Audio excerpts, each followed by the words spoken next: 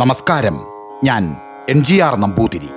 നിങ്ങൾക്കെല്ലാവർക്കും എൻ്റെ ചാനലിലേക്ക് ഹാർദമായ സ്വാഗതം. ഇന്നു ഞാൻ എൻ്റെ കഥാപ്രേമികളോട് പറയാൻ പോകുന്ന മറ്റൊരു കഥയുടെ പേരാണ് കല്ലൂർ നമ്പൂരിപ്പാടന്മാർ. ശ്രീ പരശുരാമൻ കേരളത്തിൻ്റെ രക്ഷയ്ക്കായി അഷ്ടവൈദ്യന്മാരെ നിയമിച്ചതുപോലെ 6 മാന്ത്രിക കുടുംബക്കാരെയും നിയമിച്ചു. അവരിൽ 3 കുടുംബക്കാർ സന്മന്ത്രവാദികളും ശേഷം കുടുംബക്കാർ ദുർമന്ത്രവാദികളുമായിരുന്നു. സന്മന്ത്രവാദികളിൽ ഒരു കുടുംബക്കാരാണ് കല്ലൂർ നമ്പൂരിപ്പാടന്മാര്. അവര് ദുർമന്ത്രവാദങ്ങൾ ഒരിക്കലും ചെയ്യുകയില്ല. കല്ലൂർ നമ്പൂരിപ്പാടന്മാരുടെ ഇല്ലം ആദ്യം ബ്രിട്ടീഷ് മലബാറിൽ കോട്ടയ്ക്കൽ സമീപത്തായിരുന്നു. കുറച്ചു കാലം കഴിഞ്ഞപ്പോൾ എന്തോ കാരണവശാൽ സാമൂതിരിപ്പാട്ടിലേക്ക് ഇവരോട് നല്ല രസമില്ലാതെയായി തീർന്നു. അതിനാൽ ഇവർ അവിടെ നിന്ന് പോന്ന് വള്ളുവനാട് താലൂക്കിൽ പട്ടാമ്പി തീവണ്ടി സ്റ്റേഷനിൽ നിന്ന് 3 നാഴിക കിഴക്ക് പള്ളിപ്പുറം അംശം ദേശത്ത് ചെങ്ങണംകുന്നത്ത് താമസമാക്കി. ചെങ്ങണംകുന്നത്ത് ഭഗവതി ക്ഷേത്രത്തിന് സമീപം ഭാരതപ്പുഴയുടെ വടക്കായി ഒരു സ്ഥലത്ത് താമസമാക്കി. എങ്കിലും അവിടെയും അവരുടെ വാസസ്ഥലം സ്ഥിരമായില്ല. ആ ദിക്കിൽ താമസിക്കുകയായിരുന്ന മുഹമ്മദീയരുടെ ഉപദ്രവം നമ്പൂരിപ്പാടന്മാർക്ക് ദുസ്സഹമായി തീർന്നു. എന്നു മാത്രമല്ല, നമ്പൂരിപ്പാടന്മാർ അവിടെ താമസമാക്കിയതിൻ്റെ ശേഷം സാമൂതിരിപ്പാടിലെ വിരോധം പൂർവാധികം വർദ്ധിക്കുകയും ചെയ്തു. അതിന് സ്വല്പമായ ഒരു കാരണവും ഉണ്ടായി തീർന്നു. കൊച്ചി രാജസ്വരൂപം വകയായ വെള്ളിയങ്കോട് അംശത്തിൽ പെരുമ്പടപ്പ് എന്നൊരു ക്ഷേത്രവും ഏതാനും വസ്തുവകകളുമുണ്ട്. കൊച്ചി രാജാക്കന്മാർക്ക് തിരുമൂപ്പ് കിട്ടിയാൽ അവിടെ ചെന്ന് അരിയിട്ടു വാഴ്ച എന്നൊരു ക്രിയ നടത്തുക പതിവാണ്. അതിനു വേണ്ടുന്ന സകല സാധനങ്ങളും ശേഖരിച്ചു കൊടുത്തിരുന്നത് അക്കാലത്ത് കൊച്ചി രാജാക്കന്മാരുടെ ഇഷ്ടനായിരുന്ന ഒരു കല്ലൂർ നമ്പൂരിപ്പാടായിരുന്നു. അതുകൊണ്ടും കൂടിയായിരുന്നു സാമൂതിരിപ്പാട്ടിലേക്ക് നമ്പൂരിമാരോട് വിരോധം വർദ്ധിച്ചത്. ഇങ്ങനെയെല്ലാം കൊണ്ടും ചെങ്ങണംകുന്നത്തെ താമസം നമ്പൂരിപ്പാടന്മാർക്ക് ഏറ്റവും ദുഷ്കരായി തീർന്നു. അതിനാൽ കൊച്ചി രാജാവ് അവരെ കുടുംബസഹിതം തൃപ്പൂണിത്തറയ്ക്ക് കൊണ്ടുപോയി. അക്കാലത്ത് മണിയമ്പിള്ളി മന എന്ന് പ്രസിദ്ധമായിരുന്ന ബ്രാഹ്മണ ഗൃഹം അന്യം നിന്ന് പോവുകയാൽ ആ ഇല്ലവും ഇല്ലം വകയായ സകല വസ്തുക്കളും സർക്കാരിൽ ചേർത്തിരിക്കുകയായിരുന്നു. അതിനാൽ കൊച്ചി രാജാവ് ഈ കല്ലൂർ നമ്പൂരിപ്പാടന്മാരെ സകുടുംബം ആ ഇല്ലത്ത് കയറ്റി താമസിപ്പിക്കുകയും ഇല്ലം വക സകല വസ്തുവകകളും നമ്പൂരിപ്പാട്ടിലേക്ക് ദാനമായി കൊടുക്കുകയും ചെയ്തു. അനന്തരം ഏതാനും കൊല്ലങ്ങൾ കഴിഞ്ഞതിൻ്റെ ശേഷം അവര് അവിടെ നിന്നും കുടുംബസമേതം പോയി തൃശവപ്പേരൂർ താലൂക്കിൽ അവിണിശ്ശേരി വില്ലേജിൽ ഒല്ലൂർ തീവണ്ടി സ്റ്റേഷനിൽ നിന്ന് ഏകദേശം 1/2 നാഴിക പടിഞ്ഞാറ് സ്ഥിരവാസമാക്കി.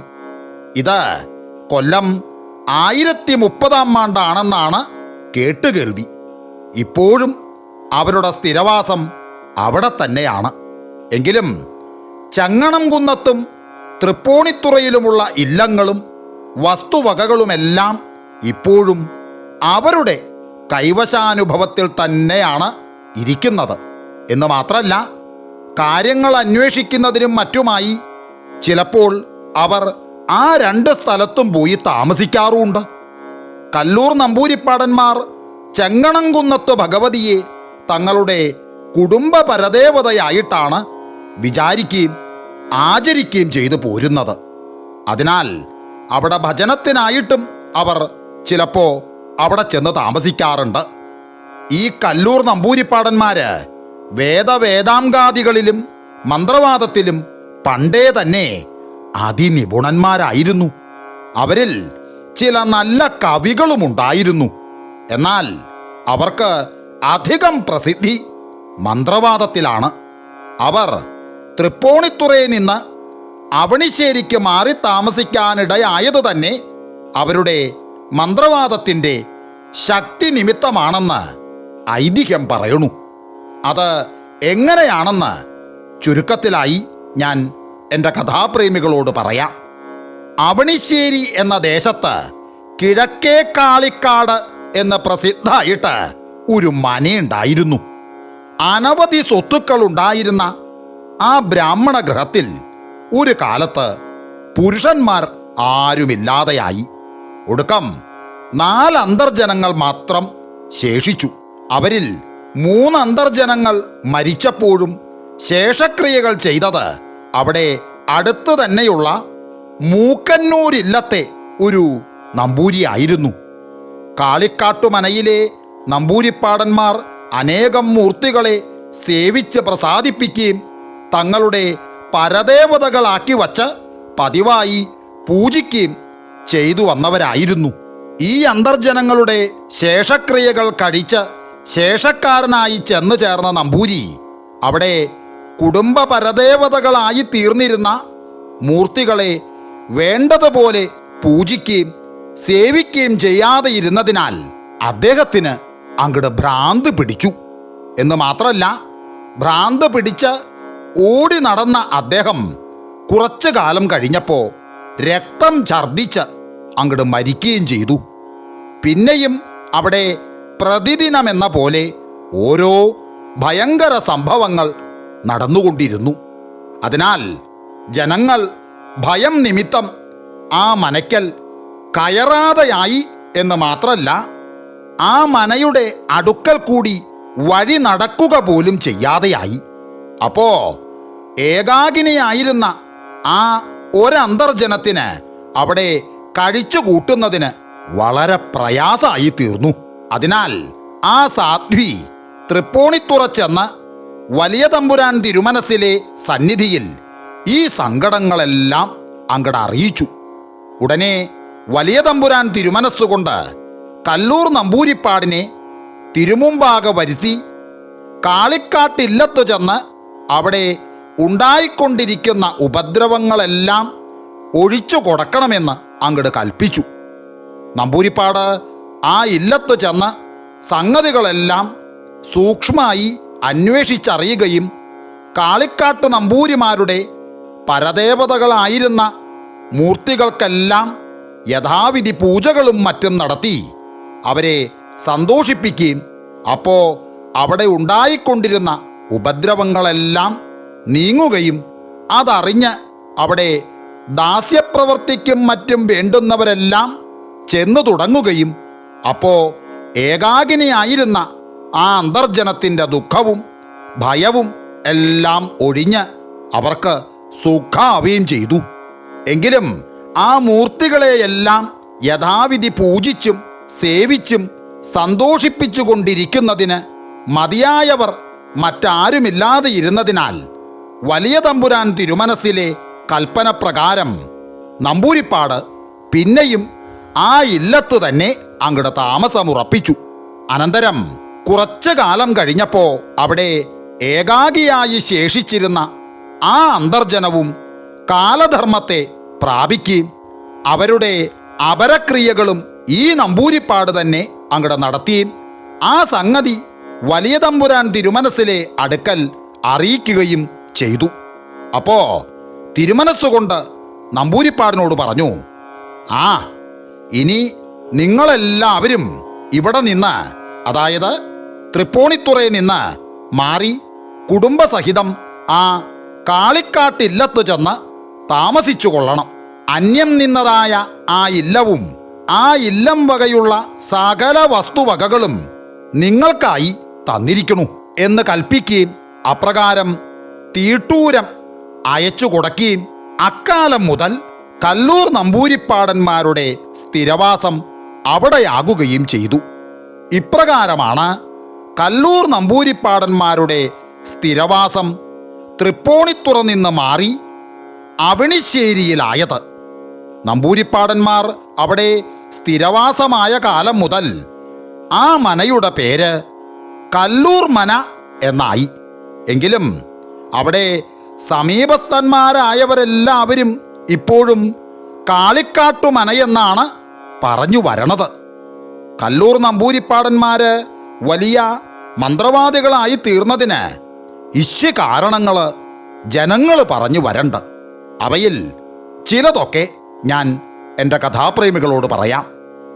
കല്ലൂർ നമ്പൂരിപ്പാടന്മാര് സകുടുംബം ചെങ്ങണംകുന്നത്ത് പാർത്തിരുന്ന കാലത്ത് അവിടെ നിന്ന് ഒരു നമ്പൂരിപ്പാട് തൃശിവപ്പേരൂർ ചെന്ന് വടക്കുംനാഥ ക്ഷേത്രത്തിൽ അങ്ങട് ഭജനം തുടങ്ങി. ഭജനം വളരെ നിഷ്ഠയോടുകൂടിയാണ് നടത്തിയിരുന്നത്. രണ്ടു നേരവും നട തുറക്കുമ്പോഴേക്കും കുളി കഴിച്ച് ക്ഷേത്രത്തിലെത്തും. പിന്നെ നടയടയ്ക്കുന്നതുവരെ ജപിച്ചും കൊണ്ടും ഈശ്വരധ്യാനം ചെയ്തുകൊണ്ടും മണ്ഡപത്തിൽ തന്നെ അങ്ങടിരിക്കും. അങ്ങനെയായിരുന്നു പതിവ്. ഇടയ്ക്ക് സന്ധ്യാവന്ദനത്തിന് സമയമാകുമ്പോൾ അതിന് മാത്രമേ അവിടെ നിന്ന് എഴുന്നേറ്റ് പോവാറുള്ളൂ. അത് കഴിഞ്ഞാൽ പിന്നെയും അവിടെ തന്നെ വന്നിരിക്കും. ഉച്ചയ്ക്ക് ഒരു നേരം മാത്രം സ്വൽപ്പ ഭക്ഷണം കഴിക്കും. പിന്നെ ജലപാനം പോലും പതിവില്ലായിരുന്നു. അങ്ങനെ ഏതാനും കൊല്ലങ്ങൾ കഴിഞ്ഞതിൻ്റെ ശേഷം ഒരു ദിവസം വൈകുന്നേരം നമ്പൂരിപ്പാട് ഈശ്വരധ്യാനത്തോടുകൂടിയിരിക്കുമ്പോൾ ക്ഷേത്രത്തിൽ അത്താഴപൂജയും തൃപ്പുകയും മറ്റും കഴിഞ്ഞു. പക്ഷേ അദ്ദേഹം അതൊന്നും അറിഞ്ഞില്ല.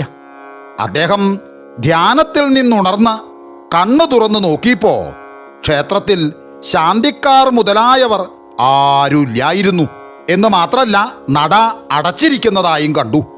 ഈശ്വര, ഇനി എന്താണ് വേണ്ടത് എന്ന് വിചാരിച്ചുകൊണ്ട് അദ്ദേഹം അവിടെ ഇരുന്നപ്പോൾ എവിടെ നിന്നോ ഒരു ഗ്രന്ഥം അദ്ദേഹത്തിൻ്റെ മുമ്പിൽ വന്നു വീണു.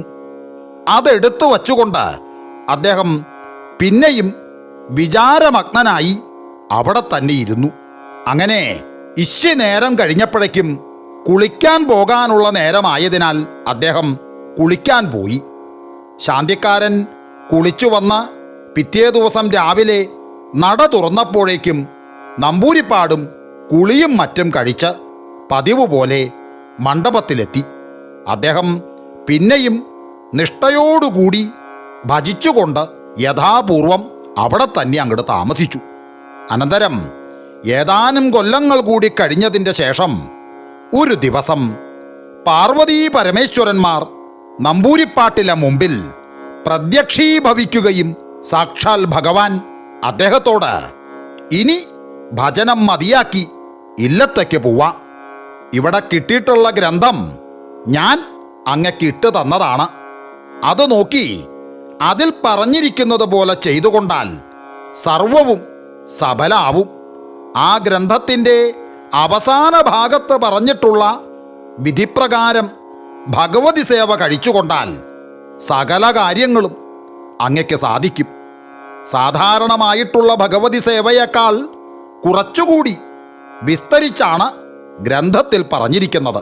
അതിനാൽ ഈ വിധിപ്രകാരം കഴിക്കുന്ന ഭഗവതി സേവയുടെ പേര് വലിയ ഭഗവതി സേവ എന്നാക്കിക്കോളണം. ഞാൻ ഈ പറഞ്ഞിട്ടുള്ളതിനൊന്നും യാതൊരു വ്യത്യാസവും വരുന്നതാവരുത്. ഞങ്ങൾ രണ്ടുപേരും വേണ്ടതുപോലെ അങ്ങേ പ്രസാദിച്ചിരിക്കുന്നു എന്നരുളി ചെയ്തിട്ട് ഭഗവാൻ ദേവിയോടുകൂടി അപ്പോൾ തന്നെ അന്തർധാനം ചെയ്യുകയും ചെയ്തു. ഉടനെ നമ്പൂരിപ്പാട് പാർവതീ പരമേശ്വരന്മാർ മറഞ്ഞ ആ ദിക്ക് നോക്കി സാഷ്ടാംഗം അങ്ങട് വീണ് നമസ്കരിച്ചു. അദ്ദേഹത്തിന് അപ്പോഴുണ്ടായ ആ സന്തോഷാത്ഭുത പാരവശ്യം എത്രമാത്രമെന്നും ഏത് പ്രകാരമെന്നും പറയുവാൻ പ്രയാസ. നമ്പൂരിപ്പാട് ആ രാത്രി അവിടെ കഴിച്ചു കൂട്ടിയതിൻ്റെ ശേഷം പിറ്റേ ദിവസം കാലത്തെ കുളിയും സന്ധ്യാവന്ദനാദികളും കഴിച്ച് അവിടെ ശ്രീമൂലസ്ഥാനം മുതൽ വേണ്ടുന്ന സ്ഥലങ്ങളിലെല്ലാം വന്ദനവും ദർശനവും കഴിച്ചിട്ട് മനക്കിലേക്ക് പോയി.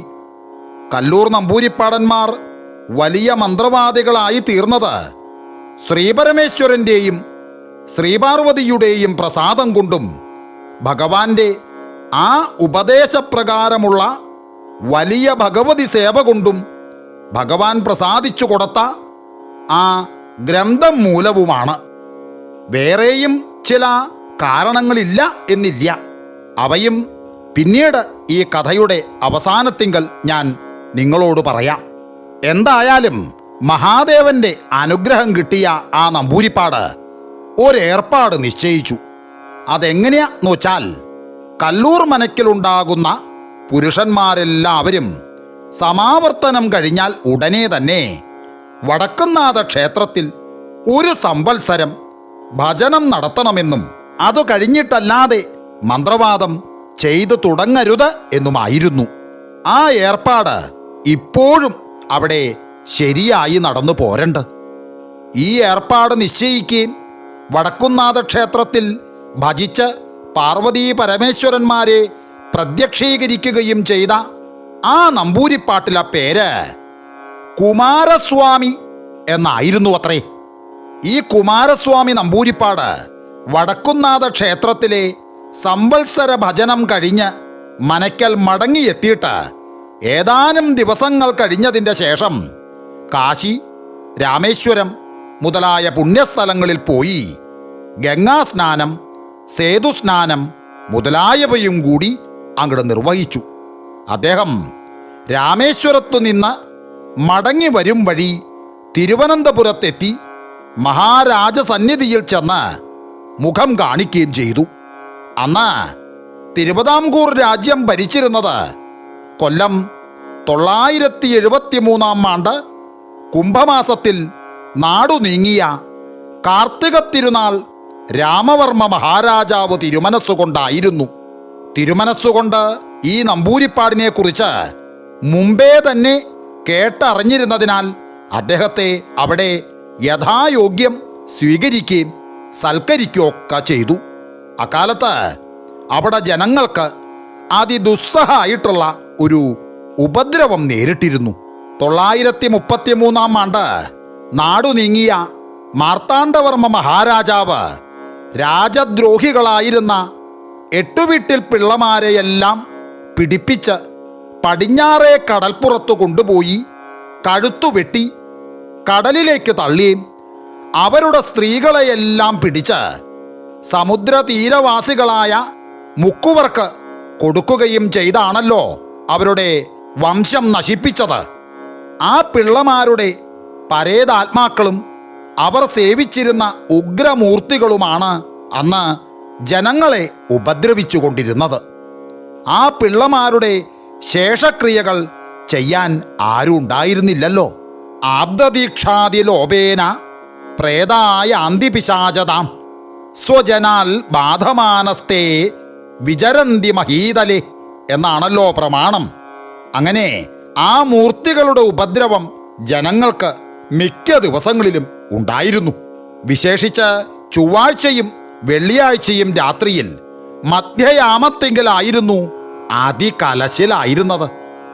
ആ പിശാചുക്കളുടെയും മൂർത്തികളുടെയും സഞ്ചാരം കടൽപ്പുറം മുതൽ പടിഞ്ഞാറേ കോട്ടവാതിൽ വരെ ആയിരുന്നു. പക്ഷേ പത്മനാഭസ്വാമിയെക്കുറിച്ചുള്ള ഭയം കൊണ്ടോ എന്തോ അവർ കോട്ടയ്ക്കകത്ത് കടക്കാറില്ല. 10 നാഴിക രാത്രിയാകുമ്പോൾ അവരെല്ലാവരും കൂട്ടം കൂടി കടൽപ്പുറത്തു നിന്ന് കിഴക്കോട്ട് പുറപ്പെടും. പിന്നെ 10 നാഴിക വെളുപ്പാനുള്ളപ്പോൾ വരെ ആ പ്രദേശത്തൊക്കെ അവരുടെ സഞ്ചാരാണ്. അതിനിടയ്ക്ക് മനുഷ്യരായിട്ടുള്ളവരെ ആരെയെങ്കിലും കണ്ടാൽ അവർ കഥ കഴിക്കും. അതിനാൽ അക്കാലത്ത് ആരും പുറത്തിറങ്ങി സഞ്ചരിക്കാറില്ല എന്ന് മാത്രമല്ല, അക്കാലത്ത് ആ പ്രദേശത്തെങ്ങും ആരും പാർത്തിരുന്നുമില്ല. ഈ മൂർത്തികൾ ഉറക്കെ അലറുകയും അട്ടഹസിക്കുകയും ചെയ്തുകൊണ്ടാണ് സഞ്ചരിച്ചിരുന്നത്. അതിനാൽ ആ പ്രദേശത്തെങ്ങും ആർക്കും പേടിച്ചിട്ട് പുരയ്ക്കകത്ത് പോലും കിടന്നുറങ്ങാൻ നിവർത്തിയില്ലാതെ ആയിരുന്നു. ഈ ഉപദ്രവം ഒഴിക്കുന്നതിന് മഹാരാജാവ് തിരുമനസ്സുകൊണ്ട് അനേകം മന്ത്രവാദികളെ വരുത്തി പലതും ചെയ്യിച്ചു നോക്കി. ഒന്നുകൊണ്ടും ഒരു ഫലവും ഉണ്ടായില്ല. അങ്ങനെ ഇരുന്നപ്പോഴാണ് കുമാരസ്വാമി നമ്പൂരിപ്പാട് അവിടെ ചെന്ന് ചേർന്നത്. നമ്പൂരിപ്പാട് മുഖം കാണിച്ചപ്പോൾ തന്നെ തിരുമനസ്സുകൊണ്ട് ഈ സംഗതികളെല്ലാം അദ്ദേഹത്തോട് കൽപ്പിക്കുകയും ഏതുവിധവും ഈ ഉപദ്രവം മാറ്റിക്കൊടുക്കണമെന്ന് ആവശ്യപ്പെടുകയൊക്കെ ചെയ്തു. സംഗതികളെല്ലാം കേട്ട് മനസ്സിലാക്കിയതിൻ്റെ ശേഷം നമ്പൂരിപ്പാട് പറഞ്ഞു, ആട്ടെ, ഞാനൊരു എഴുത്തെഴുതി കൊടുത്താൽ അത് കൊണ്ടുപോയി കോട്ടവാതിക്കൽ അകത്ത് നിൽക്കുകയും ആ മൂർത്തികൾ പുറത്തു വരുമ്പോൾ അത് അവരുടെ അടുക്കലേക്ക് എറിഞ്ഞു കൊടുക്കുകയും ചെയ്യാൻ ധൈര്യമുള്ളവർ ഇവിടെ ആരെങ്കിലും ഉണ്ടോ എന്ന് ചോദിച്ചു. അതിന് മറുപടിയായി അതിനാരെങ്കിലും ഉണ്ടാകും എന്ന് കൽപ്പിച്ചു. അപ്പോൾ നമ്പൂരിപ്പാട് പറഞ്ഞു, എന്നാൽ അത് ഇന്ന് തന്നെ വേണം. ഇന്ന് വെള്ളിയാഴ്ചയാണല്ലോ. ഞാൻ പോയി കുളിയും സന്ധ്യാവന്ദനാദികളും അത്താഴമൊക്കെ കഴിച്ചു വരാം എന്ന് പറയുകയും അതിനെ സമ്മതിച്ച് തിരുമനസ്സുകൊണ്ട് ഒരാളെ കൂട്ടി നമ്പൂരിപ്പാടിനെ അയക്കുകയും ചെയ്തു. നമ്പൂരിപ്പാട്ടിലേക്ക് അതികേമായിട്ട് അത്താഴത്തിനും മറ്റും കൽപ്പിച്ച് ചട്ടം കെട്ടിയിരുന്നു എന്നുള്ളത് എൻ്റെ കഥാപ്രേമികളോട് പ്രത്യേകം പറയണമെന്നില്ലല്ലോ. അങ്ങനെ 8 നാഴിക രാത്രി ആയപ്പോഴേക്കും നമ്പൂരിപ്പാട് കുളിയും അത്താഴവും മറ്റും കഴിച്ച് തിരുമുമ്പാകെ എത്തി. അപ്പോഴേക്കും തിരുമനസ്സിലെ അത്താഴം അമൃതത്വം കഴിഞ്ഞിരുന്നു. ആ സമയത്ത് നമ്പൂരിപ്പാട് പറഞ്ഞു, എനിക്ക് ഒരോലയും എഴുത്താണിയും, എഴുത്താണി എന്ന് വെച്ചാൽ നാരായം, ആ എഴുത്താണിയും വേണം എന്ന് പറഞ്ഞു. അത് കേട്ടപാടെ കൽപ്പന പ്രകാരം ഒരാൾ അവ അവിടെ കൊണ്ടു ചെന്നു കൊടുത്തു. നമ്പൂരിപ്പാട് ആ ഓലയെടുത്ത് വാർന്ന് മുറിച്ച് അതിൽ എന്തൊക്കെയോ എഴുതി മടക്കി കെട്ടിവച്ചു. അപ്പോഴേക്കും ഒരു പട്ടാള ശിപായി അവിടെ എത്തി. ഉടനെ തിരുമനസ്സുകൊണ്ട് പറഞ്ഞു, ഇതാ ഈ ആളാണ് എഴുത്തുകൊണ്ട് പോകുന്നത് എന്ന് കൽപ്പിക്കുകയും നമ്പൂരിപ്പാട് ആ എഴുത്ത് ആ ശിപായിയുടെ കയ്യിൽ കൊടുത്തിട്ട് ഇങ്ങനെ പറഞ്ഞു, ഇത് പടിഞ്ഞാറേ കോട്ടവാതിൽക്കൽ കൊണ്ടു ചെന്ന് ആ ദുഷ്ടമൂർത്തികൾ അവിടെ അലറി വരുമ്പോൾ അകത്ത് നിന്നുകൊണ്ട് പുറത്തേക്ക് എറിഞ്ഞു കൊടുക്കണം. അപ്പോൾ അവർ എന്തു ചെയ്യുന്നു എന്നറിഞ്ഞ് ആ വിവരം ഇവിടെ വന്ന് പറയുകയും വേണം എന്ന് പറയുകയും ചെയ്തു. ഉടനെ ആ ശിപായി ആ എഴുത്തും കൊണ്ട് ഒരു കുതിരപ്പുറത്ത് കയറി ഓടിച്ച് പടിഞ്ഞാറേ കോട്ടവാതിൽക്കലെത്തി. അപ്പോഴേക്കും ആ ദുഷ്ടമൂർത്തികളുടെ അലർച്ച കേട്ടു തുടങ്ങി. കുറച്ച് സമയം കഴിഞ്ഞപ്പോഴേക്കും അവരെല്ലാവരും കോട്ടവാതിൽക്കലെത്തി. അപ്പോൾ ആ ശിപായി ധൈര്യസമേതം കോട്ടയ്ക്കകത്ത് നിന്നുകൊണ്ട് നമ്പൂരിപ്പാട്ടിലെ എഴുത്ത് അവരുടെ അടുക്കലേക്ക് അങ്ങോട്ട് വലിച്ചെറിഞ്ഞു. ആ എഴുത്ത് അവരുടെ അടുക്കലെത്തിയ ക്ഷണത്തിൽ ആ മൂർത്തികളെല്ലാം ആർത്തനാദം പുറപ്പെടുവിച്ചുകൊണ്ട് വന്ന വഴിയെ പടിഞ്ഞാട്ടോടി സമുദ്രത്തിൽ ചാടി മറഞ്ഞു.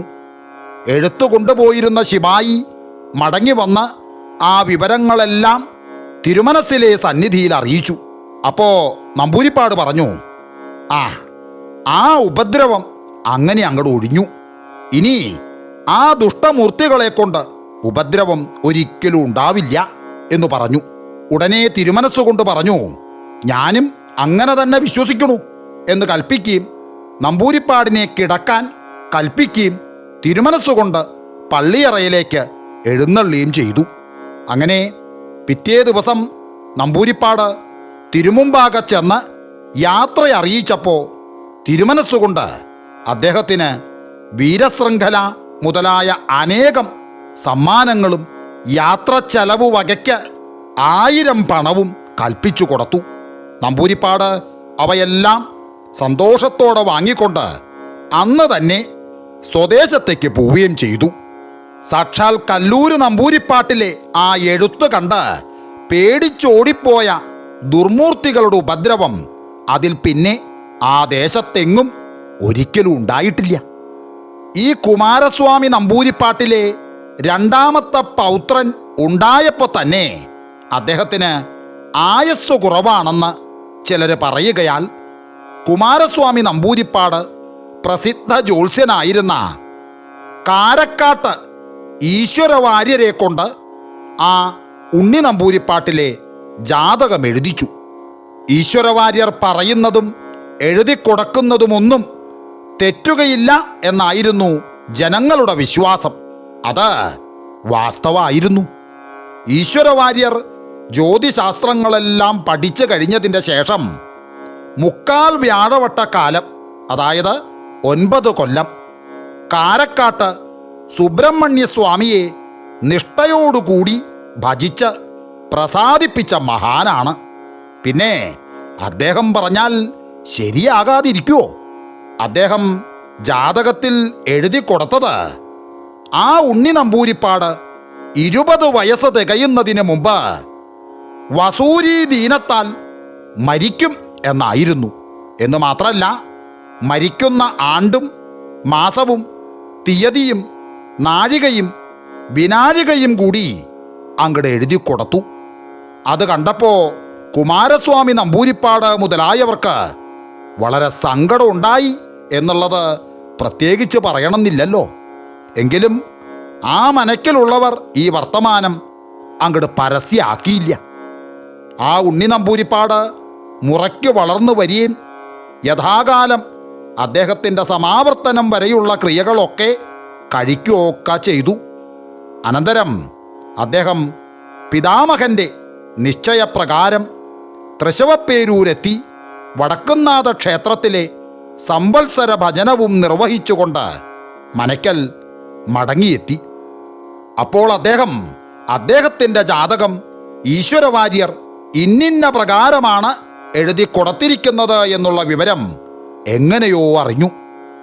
വസൂരിബാധയെ തടുക്കുന്നതിനുള്ള ശക്തി ഭഗവതിക്കുള്ളതുപോലെ മറ്റാർക്കുമില്ലല്ലോ എന്ന് വിചാരിച്ച് അടുത്ത ദിവസം തന്നെ ചങ്ങണംകുന്നത്ത് ഭഗവതി ക്ഷേത്രത്തിലെത്തി അങ്ങട് ഭജനം തുടങ്ങുകയും ചെയ്തു. ആ ഭജനവും കഠിന നിഷ്ഠയോടുകൂടി തന്നെ ആയിരുന്നു. കാലത്ത് ശാന്തിക്കാരൻ വന്ന് നട തുറക്കുമ്പോഴേക്കും ഉണ്ണി നമ്പൂതിരിപ്പാട് കുളിയും സന്ധ്യാവന്ദനവും കഴിച്ച് അമ്പലത്തിലെത്തും. പിന്നെ ഉച്ചപൂജ കഴിഞ്ഞ് നടയടയ്ക്കുന്നതുവരെ ജപവും നമസ്കാരവും മറ്റുമായിട്ട് അവിടെ അങ്ങോട്ട് താമസിക്കും. ഉച്ചപൂജ കഴിഞ്ഞ് നടയടച്ചാൽ ഇല്ലത്തേക്ക് മടങ്ങും. അവിടെ ചെന്നാൽ ഇല്ലത്ത് തേവാരപ്പുരയിൽ കുടിയിരുത്തിയിരിക്കുന്ന ചങ്ങണംകുന്നത്ത് ഭഗവതിക്ക് ഒരു പൂജ അങ്ങോട്ട് കഴിക്കും. അതിന് നിവേദ്യത്തിന് നാഴിയരിയാണ് പതിവ് വച്ചിരിക്കുന്നത്. പൂജ കഴിഞ്ഞാൽ ആ ചോറ് മാത്രം ഉപ്പ് കൂടാതെ അദ്ദേഹം ഊണ് കഴിക്കും. അങ്ങനെ ഒരു നേരം മാത്രമേ അദ്ദേഹം ഊണ് കഴിച്ചിരുന്നുള്ളൂ. വൈകുന്നേരം നട തുറക്കുമ്പോഴേക്കും അദ്ദേഹം ക്ഷേത്രത്തിലെത്തും. പിന്നെ അത്താഴപ്പൂജ കഴിഞ്ഞ് നട അടയ്ക്കുന്നതുവരെ അദ്ദേഹം ദേവിയെ ഭജിച്ചുകൊണ്ട് അവിടെ അങ്ങനെ ഇരിക്കും. ഇങ്ങനെയൊക്കെ ആയിരുന്നു അദ്ദേഹത്തിൻ്റെ ഭജനം. ഇങ്ങനെ ഏതാനും കൊല്ലങ്ങൾ കഴിഞ്ഞപ്പോൾ ഈശ്വരവാര്യർ എഴുതി കൊടുത്തിരുന്ന ജാതകപ്രകാരം ആ ഉണ്ണി നമ്പൂതിരിപ്പാട്ടിലെ ചരമഗതിക്ക് ദിവസമായി. അന്നു വൈകുന്നേരം അദ്ദേഹം ഭാരതപ്പുഴയിൽ ചെന്ന് കുളിച്ചൂത്തു ജപിച്ചുകൊണ്ടിരുന്ന സമയം 2 ആലുകളിൽ ഒന്നിൽ നിന്ന് എന്തോ ഒരു മൂർത്തി ഏറ്റവും ഊക്കോടുകൂടി പുഴയിലേക്ക് ചാടി. അതിൻ്റെ ആ പതനശക്തി നിമിത്തം നമ്പൂതിരിപ്പാട്ടിലെ മേലൊക്കെ വെള്ളം തെറിച്ചു. എങ്കിലും അതൊന്നും വകവയ്ക്കാതെ അമ്പലത്തിലേക്ക് പുറപ്പെട്ടു. പക്ഷേ മറ്റേ ആലിൻ്റെ ചുവട്ടിലെത്തിയപ്പോൾ സർവാംഗസുന്ദരിയായ ഒരു സ്ത്രീ അവിടെ നിന്നിരുന്നു. ആ സ്ത്രീയെക്കുറിച്ചും ഒന്നും വിചാരിക്കാതെ അദ്ദേഹം പിന്നെയും നടന്നു തുടങ്ങി. അപ്പോഴേക്കും അദ്ദേഹത്തിൻ്റെ തലയ്ക്ക് വല്ലാത്ത ഒരു കനവും മുഖത്തും മേലുമൊക്കെ ഒരു വലിച്ചിലും ദേഹത്തിന് ആകപ്പാടെ ഒരു ക്ഷീണവും വന്ന് ബാധിച്ചു. ക്ഷേത്രത്തിലേക്ക് അങ്ങോട്ട് നടക്കുന്ന കാര്യം തന്നെ പ്രയാസമെന്ന് തോന്നുകയാൽ അദ്ദേഹം മനക്കിലേക്ക് തന്നെ പോയി. അവിടെ ചെന്ന് ഒരു കണ്ണാടി എടുത്ത് നോക്കിയപ്പോൾ മുഖത്തും മേലുമെല്ലാം വസൂരിക്കുരുക്കൾ പുറപ്പെട്ടു തുടങ്ങിയിരിക്കുന്നതായി കണ്ടു. ഉടനെ അദ്ദേഹം അമ്മയെ വിളിച്ചു പറഞ്ഞു, അമ്മേ, ഈശ്വരൻ എഴുതി തന്നത് ശരിയായി.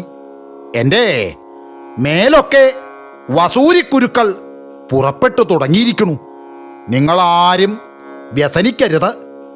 ഈശ്വരവിധി നീക്കാൻ ആർക്കും കഴിയുന്നതല്ലല്ലോ എന്ന് പറഞ്ഞിട്ട് തേവാരപ്പുരയിൽ കടന്ന് അവിടെ കുടിയിരുത്തിയിരുന്ന ചെങ്ങണംകുന്നത്ത് ഭഗവതിയുടെ വിഗ്രഹമെടുത്ത് കിഴക്കിനിയിൽ കൊണ്ടുചെന്ന് വച്ചുകൊണ്ട് ഭഗവതിയോട് പറഞ്ഞു, അമ്മേ, ഇതുവരെ ഭഗവതിയെ സേവിച്ചതിൻ്റെ ഫലമിതാണല്ലോ എന്ന് പറയും ആ വിഗ്രഹം വലത്തുകാൽ കൊണ്ട് തട്ടി നടുമുറ്റത്തേക്ക് ഇടിയം ചെയ്തതിൻ്റെ ശേഷം ശയനസ്ഥലത്ത് കടന്ന് വാതിലടച്ച് സാക്ഷയിടുകയും അവിടെയൊരു പായ എടുത്തിട്ട് അതിൽ കിടക്കുകയും ചെയ്തു.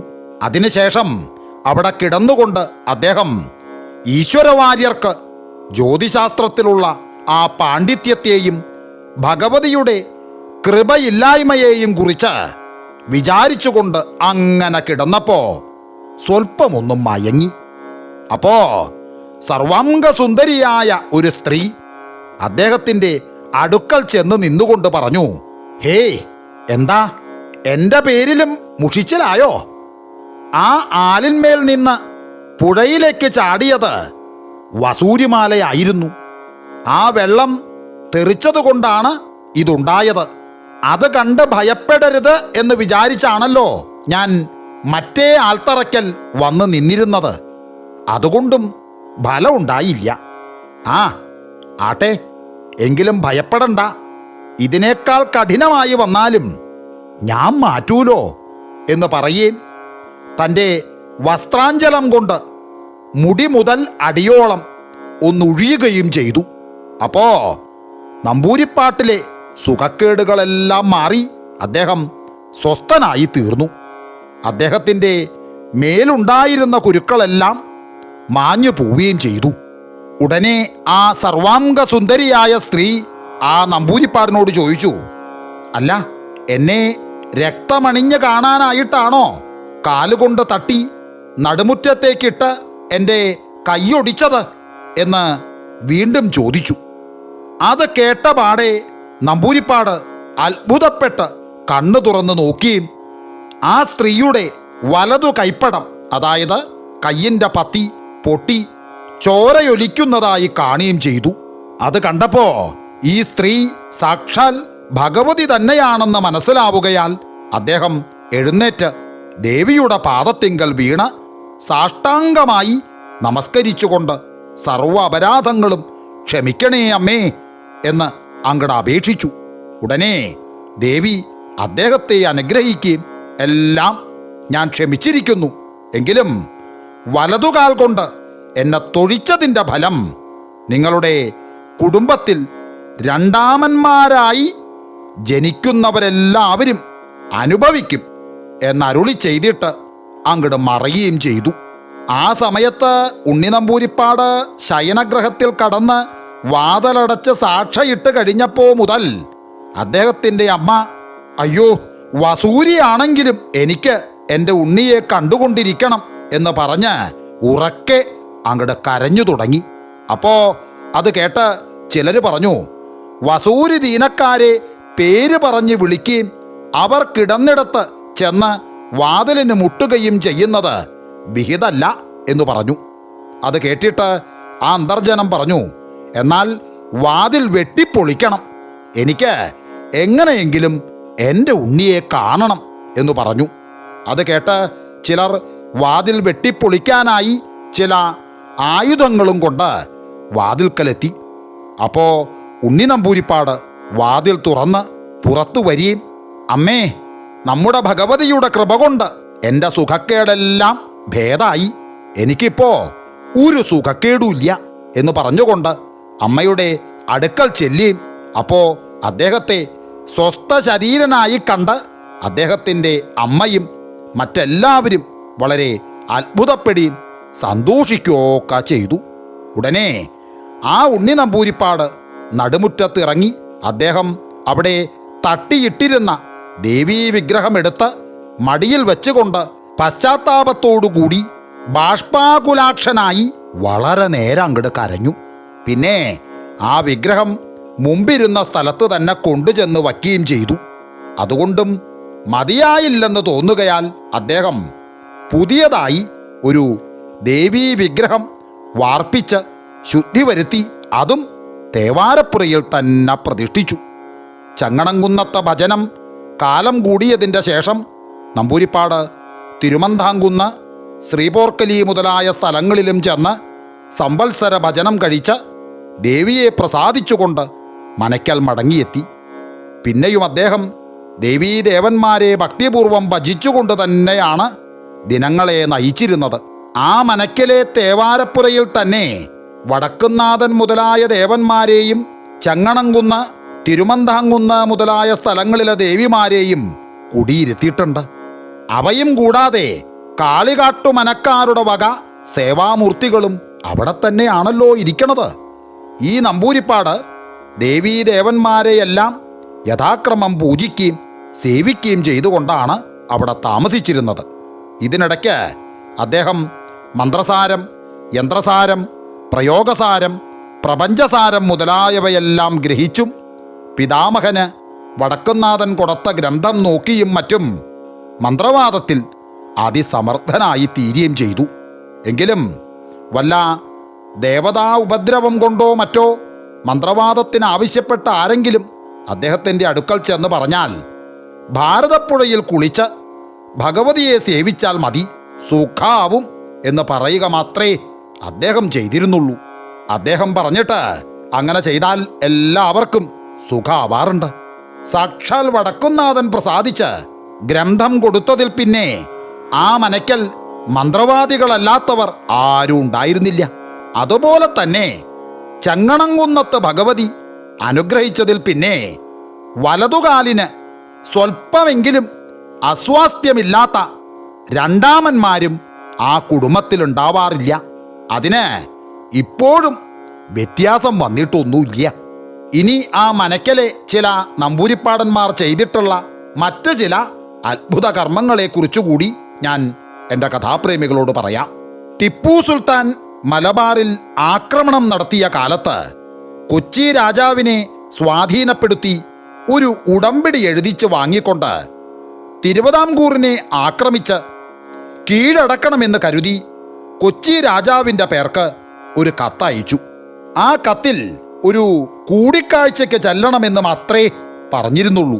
എങ്കിലും ആ കത്ത് കണ്ടപ്പോൾ ഇനി എന്തെല്ലാം ആപത്തുകളും അനർത്ഥങ്ങളും വന്നുകൂടുമോ എന്തോ എന്ന് വിചാരിച്ച് കൊച്ചി രാജാവിന് വളരെ പരിഭ്രമമുണ്ടായി.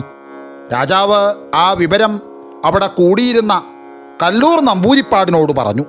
അത് കേട്ട് നമ്പൂരിപ്പാട് പറഞ്ഞു, ഹേയ്, ഇതിനെക്കുറിച്ച് പരിഭ്രമിക്കുകയും ഭയപ്പെടുകയൊന്നും വേണ്ട എന്ന് പറയുകയും ഒരു വലിയ ഭഗവതി സേവ കഴിച്ച് അതിൻ്റെ പത്മത്തിൽ നിന്ന് സ്വൽപ്പം ചുവന്ന പൊടിയെടുത്ത് കുഴച്ച് രാജാവിനെ ഒരു തിലകം ധരിപ്പിച്ചിട്ട് അവിടെ ചെന്നാൽ 3.25 നാഴികയിലധികം താമസിക്കരുത് എന്ന് പറഞ്ഞ് അയക്കുകയും ചെയ്തു. ടിപ്പു രാജാവിനെ കണ്ടപ്പോൾ സാദരം ആസന സൽക്കാരം ചെയ്തിരുത്തി കുശലപ്രശ്നം ചെയ്തു. പിന്നെ അവർ രണ്ടുപേരും ക്ഷേമവർത്തമാനാദികൾ പറഞ്ഞ് കുറച്ചു നേരമിരുന്നു. അപ്പോഴേക്കും സമയമടുക്കാറായതിനാൽ രാജാവ് യാത്ര പറഞ്ഞുകൊണ്ട് അവിടെ നിന്നും പിരിഞ്ഞു പോന്നു. രാജാവ് യാത്രയായപ്പോൾ ടിപ്പു അനേകം സമ്മാനങ്ങൾ കൊടുത്താണ് പറഞ്ഞയച്ചത്. എങ്കിലും വിചാരിച്ചിരുന്ന കാര്യമൊന്നും പറഞ്ഞില്ല. എന്ന് മാത്രമല്ല, രാജാവ് പോയിട്ട് ഇശ്യനേരം കഴിഞ്ഞതിൻ്റെ ശേഷമാണ് താൻ വിചാരിച്ചിരുന്ന കാര്യം പറയുകയും ഉടമ്പടി എഴുതി വാങ്ങുകയും ചെയ്തില്ലല്ലോ എന്ന് സുൽത്താൻ ഓർത്തത്. ഇത് നമ്പൂരിപ്പാട് കഴിച്ച വലിയ ഭഗവതി സേവയുടെ മാഹാത്മ്യം കൊണ്ടും അദ്ദേഹം ധരിപ്പിച്ച ആ തിലകത്തിൻ്റെ ശക്തി കൊണ്ടുമാണ് എന്നുള്ളത് പ്രത്യേകിച്ച് പറയണമെന്നില്ലല്ലോ. കൊല്ലം 1036 നാട് നീങ്ങിയ തിരുവിതാംകൂർ മഹാരാജാവ് തിരുമനസ്സിലെ അമ്മച്ചിക്ക് ഒരിക്കൽ ഒരു സുഖക്കേടുണ്ടായി. അതിന് ഒരു ഉന്മാദ ഛായയുമുണ്ടായിരുന്നു. എങ്കിലും അതൊരു ദേവതാ ഉപദ്രവമായിരുന്നു. ആരെങ്കിലും അടുക്കൽ ചെന്നാൽ അവരെ പിടിച്ച് അടിക്കുകയും ഇടിക്കുകയും കടിക്കുകയും ചെയ്ത് ഉപദ്രവിക്കുകയും വസ്ത്രമുടുക്കാതെ സദാ നഗ്നയായി നിൽക്കുകയുമായിരുന്നു സുഖക്കേടിൻ്റെ സ്വഭാവം. അതിന് പല വൈദ്യന്മാരെ കൊണ്ടും മന്ത്രവാദികളെ കൊണ്ടും പലതും ചെയ്യിച്ചു നോക്കി. ഒന്നുകൊണ്ടും ഒരു ഫലവും ഉണ്ടായില്ല. അപ്പോ ചില സേവന്മാര് കല്ലൂർ നമ്പൂരിപ്പാടിലെ ആരെയെങ്കിലും വരുത്തി വല്ലതും ചെയ്യിച്ച ഈ സുഖക്കേട് ഭേദമാകുമെന്നും അങ്ങനെ ധാരാളം കണ്ടിട്ടുണ്ടെന്നും ആ നമ്പൂരിപ്പാടന്മാര് കൊച്ചി രാജാവിൻ്റെ ഇഷ്ടന്മാരാണെന്നും അവിടെ അറിയിച്ചു. ഉടനെ മഹാരാജാവ് തിരുമനസ്സുകൊണ്ട് കൊച്ചിയിലേക്ക് ഒരു തിരുവെഴുത്തയക്കുകയും കൊച്ചി രാജാവ് കല്ലൂർ നമ്പൂരിപ്പാടിനെ തിരുവനന്തപുരത്തേക്ക് അയക്കുകയും ചെയ്തു. നമ്പൂരിപ്പാട് ഒരു ദിവസം വൈകുന്നേരമാണ് തിരുവനന്തപുരത്ത് എത്തിയത്. അതിനാൽ കുളിയും സന്ധ്യാവന്ദനവും കഴിഞ്ഞിട്ടാണ് തിരുമുമ്പാകെ ചെന്നത്.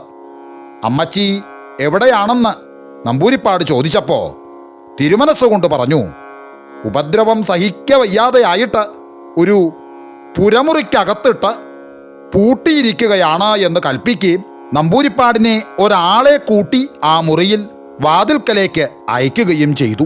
നമ്പൂരിപ്പാട് അവിടെ ചെന്ന് നോക്കിയപ്പോൾ വാതിൽ അകത്തു നിന്നും സാക്ഷയിട്ടിരിക്കുകയായിരുന്നു. വാതിൽ തുറക്കാൻ നമ്പൂരിപ്പാട് പറഞ്ഞിട്ടും തുറന്നില്ല.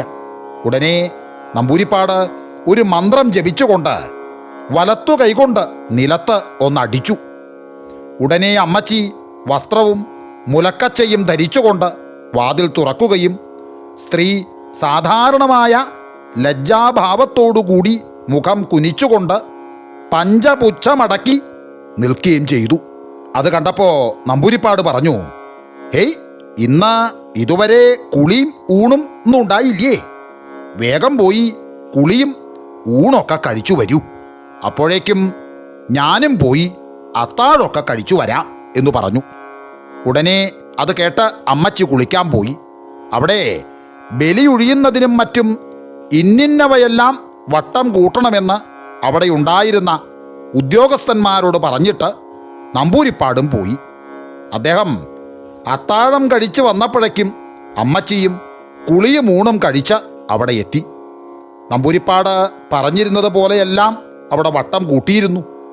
നമ്പൂരിപ്പാട് കുറച്ച് ഭസ്മമെടുത്ത് നിലത്ത് ഷൽക്കോണായിട്ട് ഒരു ചക്രം വരയ്ക്കുകയും അതിൽ ഒരു ഇലയിട്ട് അതിൽ അമ്മച്ചിയെ ഇരുത്തുകയും ചെയ്തിട്ട് താൻ അമ്മച്ചിയുടെ നേരെ ഇരുന്നു കൊണ്ട് ചില മന്ത്രതന്ത്ര പ്രയോഗങ്ങൾ തുടങ്ങി. ആ സമയത്ത് അമ്മച്ചിയുടെ ഭാവം മാറി. വാതിൽ തുറന്ന് പുറത്തു വന്നിട്ട് അതുവരെ യാതൊരു ഭാവഭേദവും ഉണ്ടായിരുന്നില്ല. പക്ഷേ ആ സമയത്ത് ഭാവം മാറി കണ്ടപ്പോൾ ആ ദേവത പിന്നെയും അമ്മച്ചിയെ ബാധിച്ചു എന്ന് മനസ്സിലാവുകയാൽ നമ്പൂരിപ്പാട് ചില ചോദ്യങ്ങൾ ചോദിച്ചു തുടങ്ങി. അതിനെല്ലാം ഉത്തരം കേവലം അപകടവും അധിക പ്രസംഗവുമായിട്ടായിരുന്നു. അപ്പോ നമ്പൂരിപ്പാട് ഒരു ഇരുമ്പാണിയെടുത്ത് അമ്മച്ചിയുടെ നേരെ കാണിച്ച് ഒരു മന്ത്രം ജപിച്ചുകൊണ്ട് അത് ഒരു കാഞ്ഞിരപ്പലകമേൽ അങ്ങോട്ട് തറച്ചു തുടങ്ങി. ആ സമയത്ത് അമ്മച്ചി, അതായത് അമ്മച്ചിയുടെ ശരീരത്തിൽ കൂടിയിരിക്കുന്ന ആ ദേവത, അയ്യോ വേണ്ട വേണ്ട വേണ്ട, ഞാൻ പൊയ്ക്കൊള്ളാമേ, എനിക്കിവിടെ ഇരിക്കാൻ വയ്യേ എന്ന് പറഞ്ഞ് ഉറക്കി അങ്ങോട്ട് നിലവിളിച്ചു തുടങ്ങി. അത് കണ്ടപ്പോൾ നമ്പൂരിപ്പാട് പറഞ്ഞു, ആ എന്നാൽ വേഗം പൊയ്ക്കൊള്ളുക എന്ന് പറഞ്ഞു. പക്ഷേ ഇതെല്ലാം കണ്ടും കൊണ്ടും കേട്ടും കൊണ്ടും അവിടെ ഒരു ഗൂഢസ്ഥലത്ത് എഴുന്നള്ളിയിരുന്ന മഹാരാജാവ് തിരുമനസ്സുകൊണ്ട് പറഞ്ഞു, അങ്ങനെ പോയാ പോരാ, ഒഴിഞ്ഞു പോയി എന്നുള്ളതിന് അടയാളം വല്ലതും കാണിച്ചു തരണം എന്ന് കൽപ്പിച്ചു. അത് കേട്ട ഉടനെ കല്ലൂര് നമ്പൂരിപ്പാട് പറഞ്ഞു, ഇവിടെ പുരയിടത്തിലോ മറ്റോ വല്ലവരും നിൽക്കുന്നുണ്ടെങ്കിൽ അകത്തേക്ക് വിളിച്ചോളണം.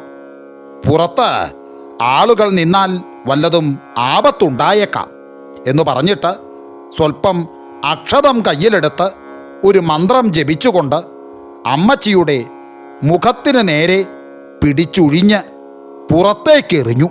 അപ്പോ അമ്മച്ചിയുടെ ദേഹത്തിൽ നിന്നും വാണക്കുറ്റി എരിച്ചു വിട്ടതുപോലെ ശബ്ദത്തോടുകൂടി ഒരു തേജസ് പുറത്തേക്ക് പോവുകയും അത് അവിടെ കിഴക്കുവശത്ത് മുറ്റത്ത് നിന്നിരുന്ന ഏകദേശം 50 കോൽ ചുറ്റളവ് വണ്ണമുണ്ടായിരുന്നതുമായ വലിയ മാവ് വൃക്ഷത്തിന്മേൽ തട്ടി നാരായ വേരോടുകൂടി പറിച്ച് 100 കോൽ ദൂരത്തേക്ക് എറിഞ്ഞിട്ട് മേൽഭാഗത്തേക്ക് പോയി മറയുകയും ചെയ്തു. അപ്പോഴേക്കും അമ്മച്ചി ബോധരഹിതയായി നിലം പതിച്ചു. ദേവത ഒഴിഞ്ഞു പോയതിൻ്റെ അടയാളങ്ങൾ തൃക്കൺ പാർത്തപ്പോൾ തിരുമനസിലെ ഹൃദയം സന്തോഷാത്ഭുത സമ്പൂർണമായി. എങ്കിലും അകത്തെഴുന്നള്ളി അമ്മച്ചിയുടെ കിടപ്പ് തൃക്കൺ പാർത്തപ്പോൾ അവിടേക്ക് വലിയ വ്യസനവും പരിഭ്രമൊക്കെ ഉണ്ടായി. കൽപ്പിച്ച് വിളിച്ചിട്ട് പോലും അമ്മച്ചി കണ്ണു തുറക്കുകയോ മിണ്ടുകയോ ചെയ്തില്ല. അതിനാൽ അതിനെക്കുറിച്ച് നമ്പൂരിപ്പാടിനോട് കൽപ്പിച്ച് ചോദിച്ചപ്പോൾ നമ്പൂരിപ്പാട് പറഞ്ഞു, ഹേയ്, അതിനെക്കുറിച്ച് വിചാരിക്കാനൊന്നുമില്ല. കുറച്ചു നേരം കൂടി കഴിയുമ്പോൾ ബോധം വീഴും, അപ്പോൾ തന്നെ എഴുന്നേറ്റോളും എന്ന് പറഞ്ഞു. അങ്ങനെ തന്നെ കുറച്ചു നേരം കഴിഞ്ഞപ്പോൾ അമ്മച്ചി കണ്ണു തുറക്കുകയും കുറച്ച് വെള്ളം കുടിക്കണമെന്ന് പറയുകയൊക്കെ ചെയ്തു. ഉടനെ ഒരാൾ കുറച്ച് വെള്ളം കൊണ്ടു ചെന്ന് കൊടുത്തു. വെള്ളം കുടിച്ചു കഴിഞ്ഞപ്പോൾ അമ്മച്ചിക്ക് സുഖായി. ഉടനെ അമ്മച്ചി എഴുന്നേറ്റ് ലജ്ജാവനതമുഖിയായി മാറി നിന്നു. അപ്പോ തിരുമനസ്സിലേക്കുണ്ടായ സന്തോഷം അപരിമിതം തന്നെയായിരുന്നു. അനന്തരം മഹാരാജാവ് തിരുമനസ്സുകൊണ്ട് നമ്പൂരിപ്പാടിനോട് പറഞ്ഞു, നേരം രാത്രി വളരെ അധികമായി, ഇനി നമുക്ക് കുറച്ച് കിടക്കാം എന്ന് കൽപ്പിക്കുകയും നമ്പൂരിപ്പാടിനെ അദ്ദേഹത്തിന് കിടക്കാൻ നിശ്ചയിച്ചിരിക്കുന്ന സ്ഥലത്തേക്ക് ചില ആൾക്കാരെ കൂട്ടി അയക്കുകയും തിരുമനസ്സുകൊണ്ട് എഴുന്നള്ളുകയും ചെയ്തു. അമ്മച്ചിക്ക് പിന്നെ സ്വല്പം ക്ഷീണമുണ്ടായിരുന്നു എന്നല്ലാതെ വിശേഷിച്ച് യാതൊരു സുഖക്കേടോ ഭാവഭേദോ ഒന്നും ഉണ്ടായില്ല. ആ സുഖക്കേട് തുടങ്ങുന്നതിന് മുമ്പ് ഇരുന്നതുപോലെ തിരുമനസിലെ ഹിതാനുവർത്തിനിയായി തന്നെ ഇരുന്നു. പിറ്റേ ദിവസം തിരുമനസ്സുകൊണ്ട് കടവിലെഴുന്നള്ളത്തും നീരാട്ടും കുളിയും കോവിലെഴുന്നള്ളത്തും അമൃതേത്തും മറ്റും കഴിഞ്ഞ് പതിവ് സ്ഥലത്ത് എഴുന്നള്ളിയപ്പോഴേക്കും നമ്പൂരിപ്പാടും കുളിയും തേവാരവും മറ്റും കഴിച്ച് അവിടെ എത്തി.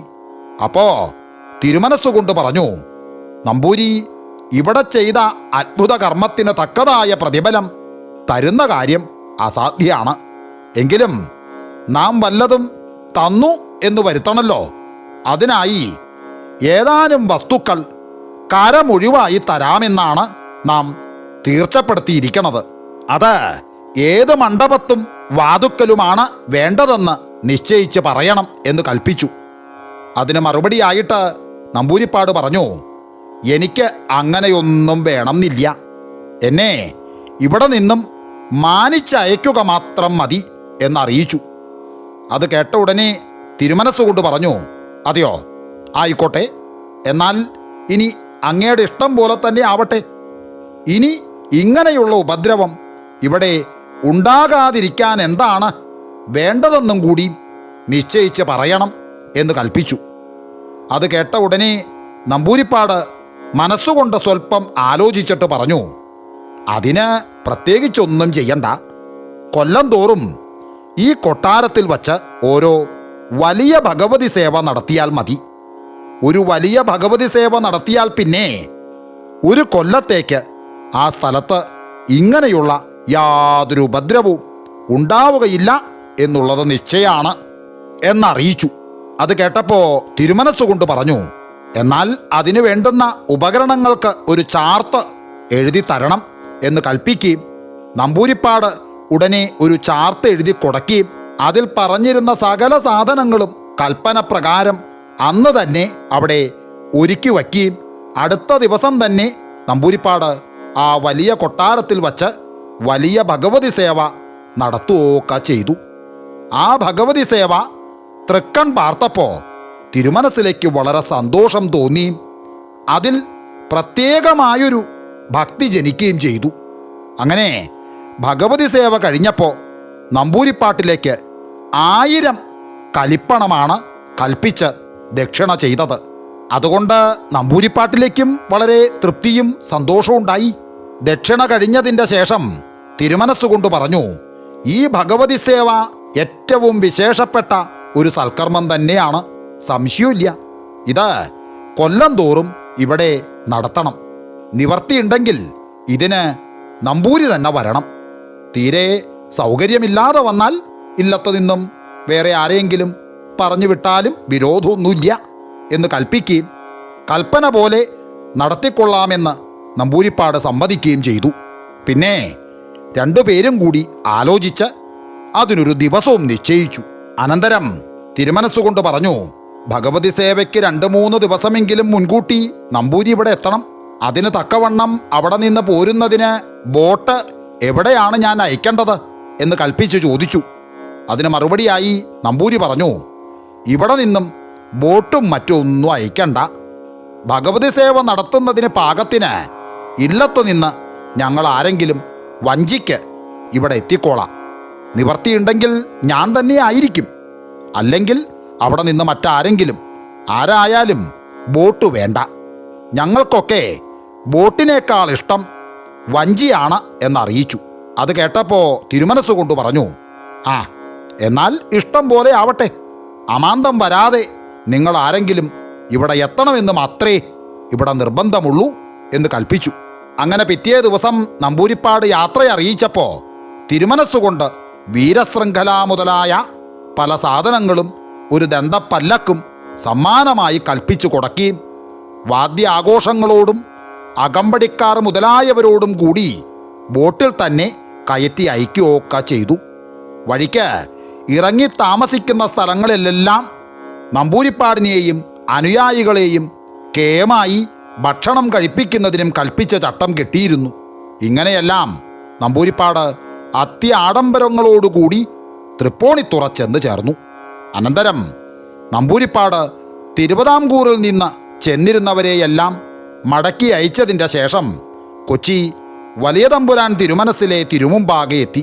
അപ്പോൾ വലിയ തമ്പുരാൻ തിരുമനസ്സുകൊണ്ട് നമ്പൂരിപ്പാടിനോട് തിരുവനന്തപുരത്ത് ചെന്നിട്ടുള്ള വിശേഷങ്ങളെല്ലാം കൽപ്പിച്ചു ചോദിക്കുകയും നമ്പൂരിപ്പാട് സകല സംഗതികളും വിസ്തരിച്ച് അവിടെ അറിയിക്കുകയും ചെയ്തു. അനന്തരം നമ്പൂരിപ്പാട് പറഞ്ഞു, ഇവിടെ നിന്ന് എന്നെ കൽപ്പിച്ചയച്ചത് നിമിത്തം എനിക്ക് കിട്ടിയതാണ് ഈ ദന്തപ്പല്ലക്ക്. അതുകൊണ്ട് ഇത് ഇവിടെ തന്നെ ഇരിക്കട്ടെ എന്നറിയിച്ചുകൊണ്ട് ആ ദന്തപ്പല്ലക്ക് തിരുമുമ്പാകെ സമർപ്പിച്ചു.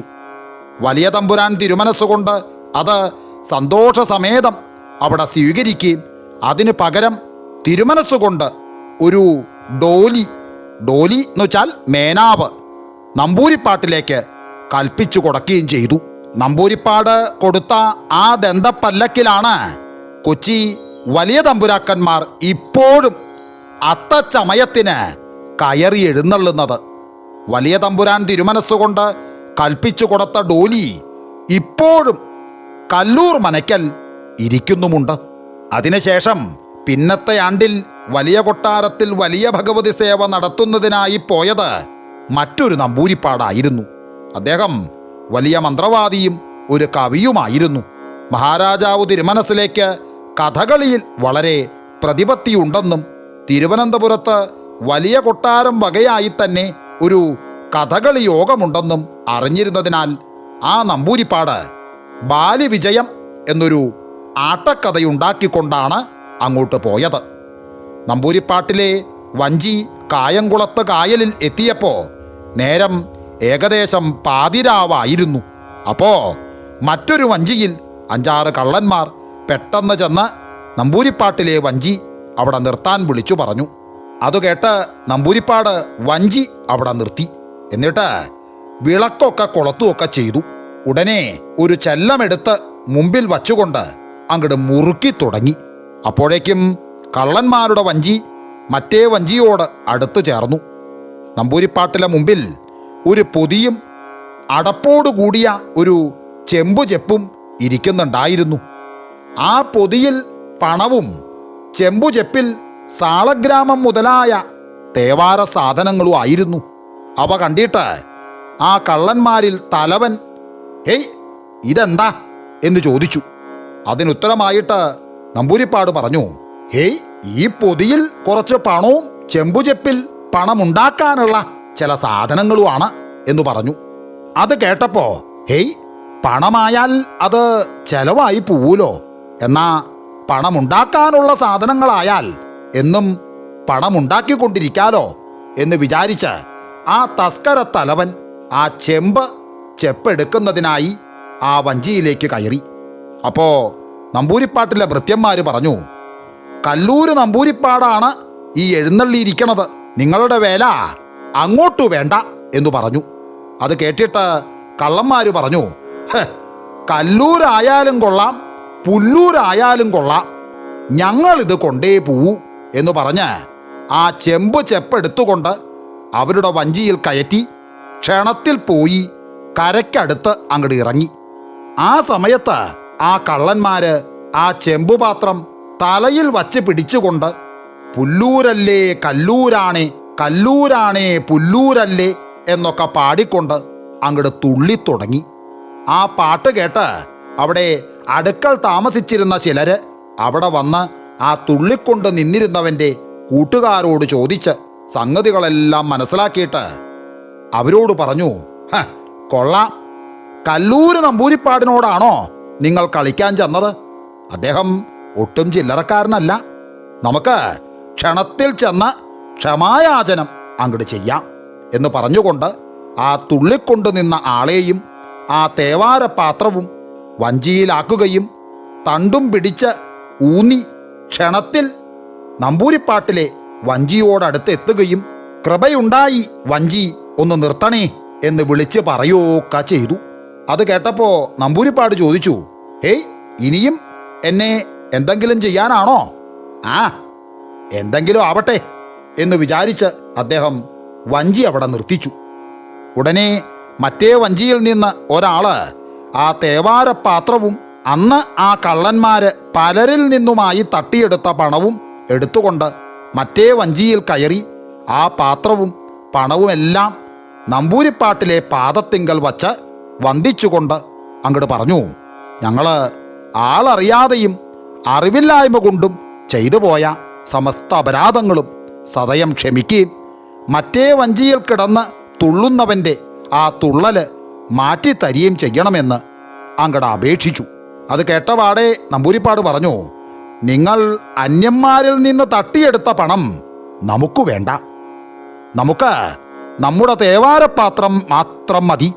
ഇനി മേലാൽ ഇങ്ങനെ പരോപദ്രവം ചെയ്യുകയില്ലെന്ന് നിങ്ങൾ സത്യം ചെയ്ത് പറഞ്ഞാൽ ഞാൻ തുള്ളലും ചാട്ടമൊക്കെ അങ്ങോട്ട് നിർത്തിക്കാം, സുഖമായിട്ട് നിങ്ങൾക്ക് പോവുകയും ചെയ്യാം എന്ന് പറഞ്ഞു.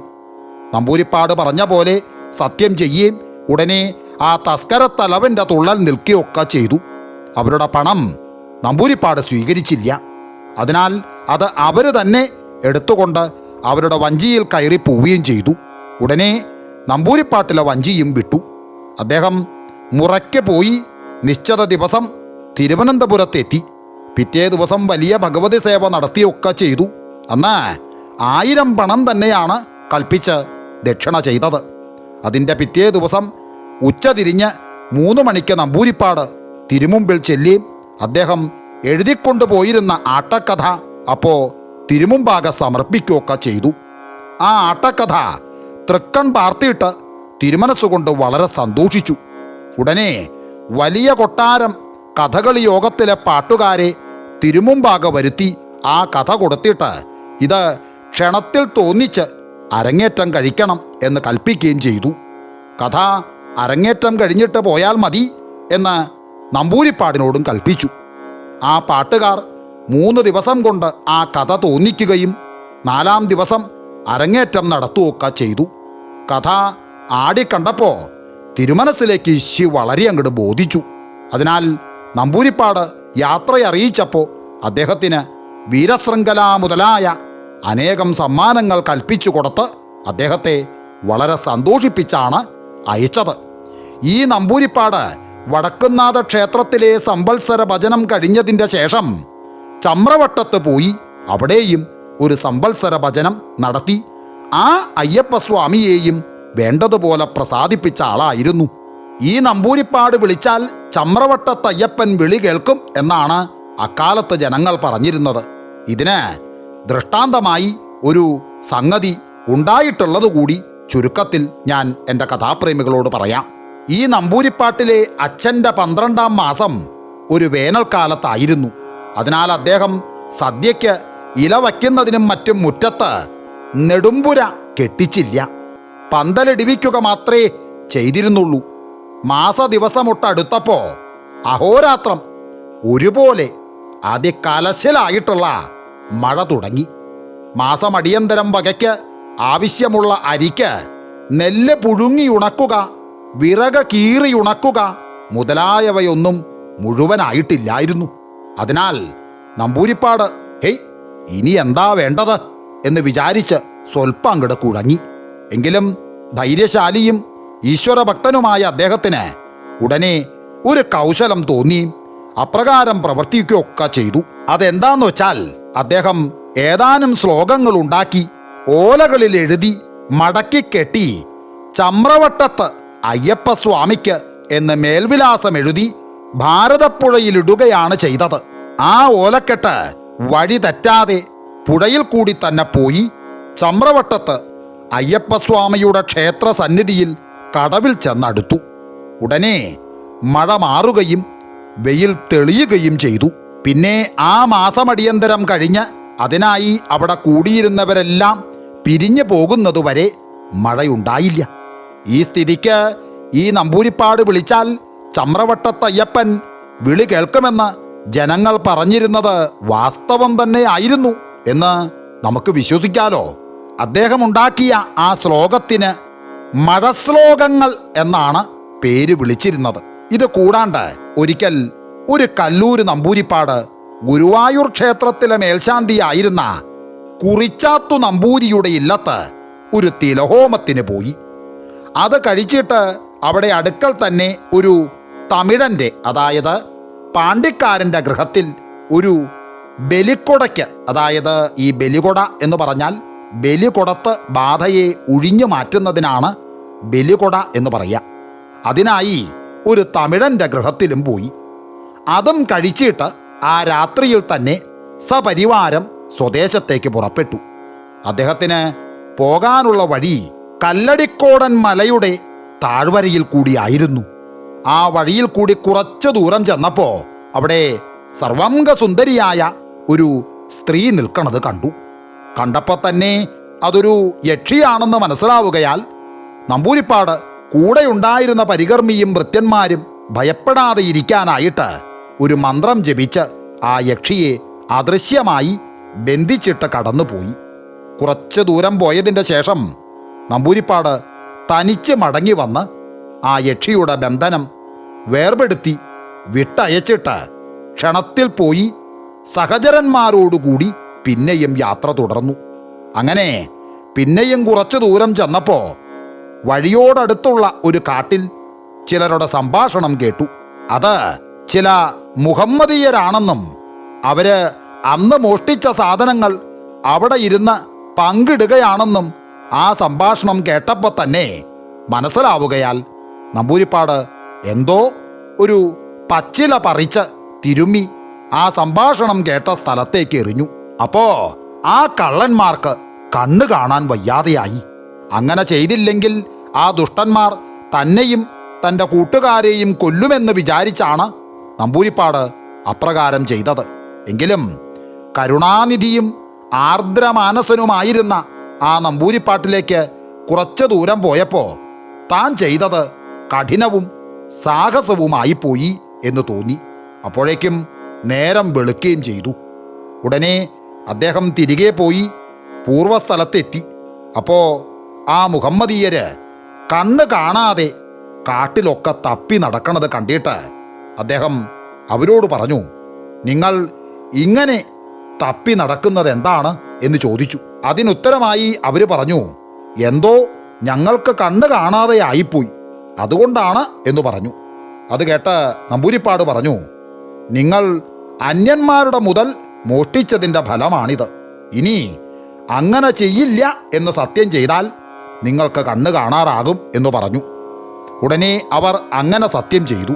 അതിനിടയ്ക്ക് നമ്പൂരിപ്പാട് ഒരു പച്ചില പറിച്ച് തിരുമി അവരുടെ അടുക്കലേക്കിട്ടു. ഉടനെ അവർക്ക് കണ്ണ് കാണാറായി. അപ്പോൾ ആ മുഹമ്മദീയര് സന്തോഷിച്ച് അവരുടെ കൈവശമുണ്ടായിരുന്ന പണവും പണ്ടങ്ങളുമെല്ലാം നമ്പൂരിപ്പാട്ടിലെ പാദത്തിങ്കൽ വച്ച് വന്ദിച്ചിട്ട് ഇവയെല്ലാം അവിടേക്കിരിക്കട്ടെ എന്ന് പറഞ്ഞു. അതിനു മറുപടിയായിട്ട് നമ്പൂരിപ്പാട് പറഞ്ഞു, എനിക്കിതൊന്നും വേണ്ട, നിങ്ങൾ മേലാൽ പരോപദ്രവം ചെയ്യാതിരുന്നാൽ മാത്രം മതി എന്ന് പറഞ്ഞിട്ട് അവിടെ നിന്ന് പോയി. ഉടനെ തന്നെ ആ പണവും പണ്ടങ്ങളും എടുത്തുകൊണ്ട് മുഹമ്മദീയരും പോയി.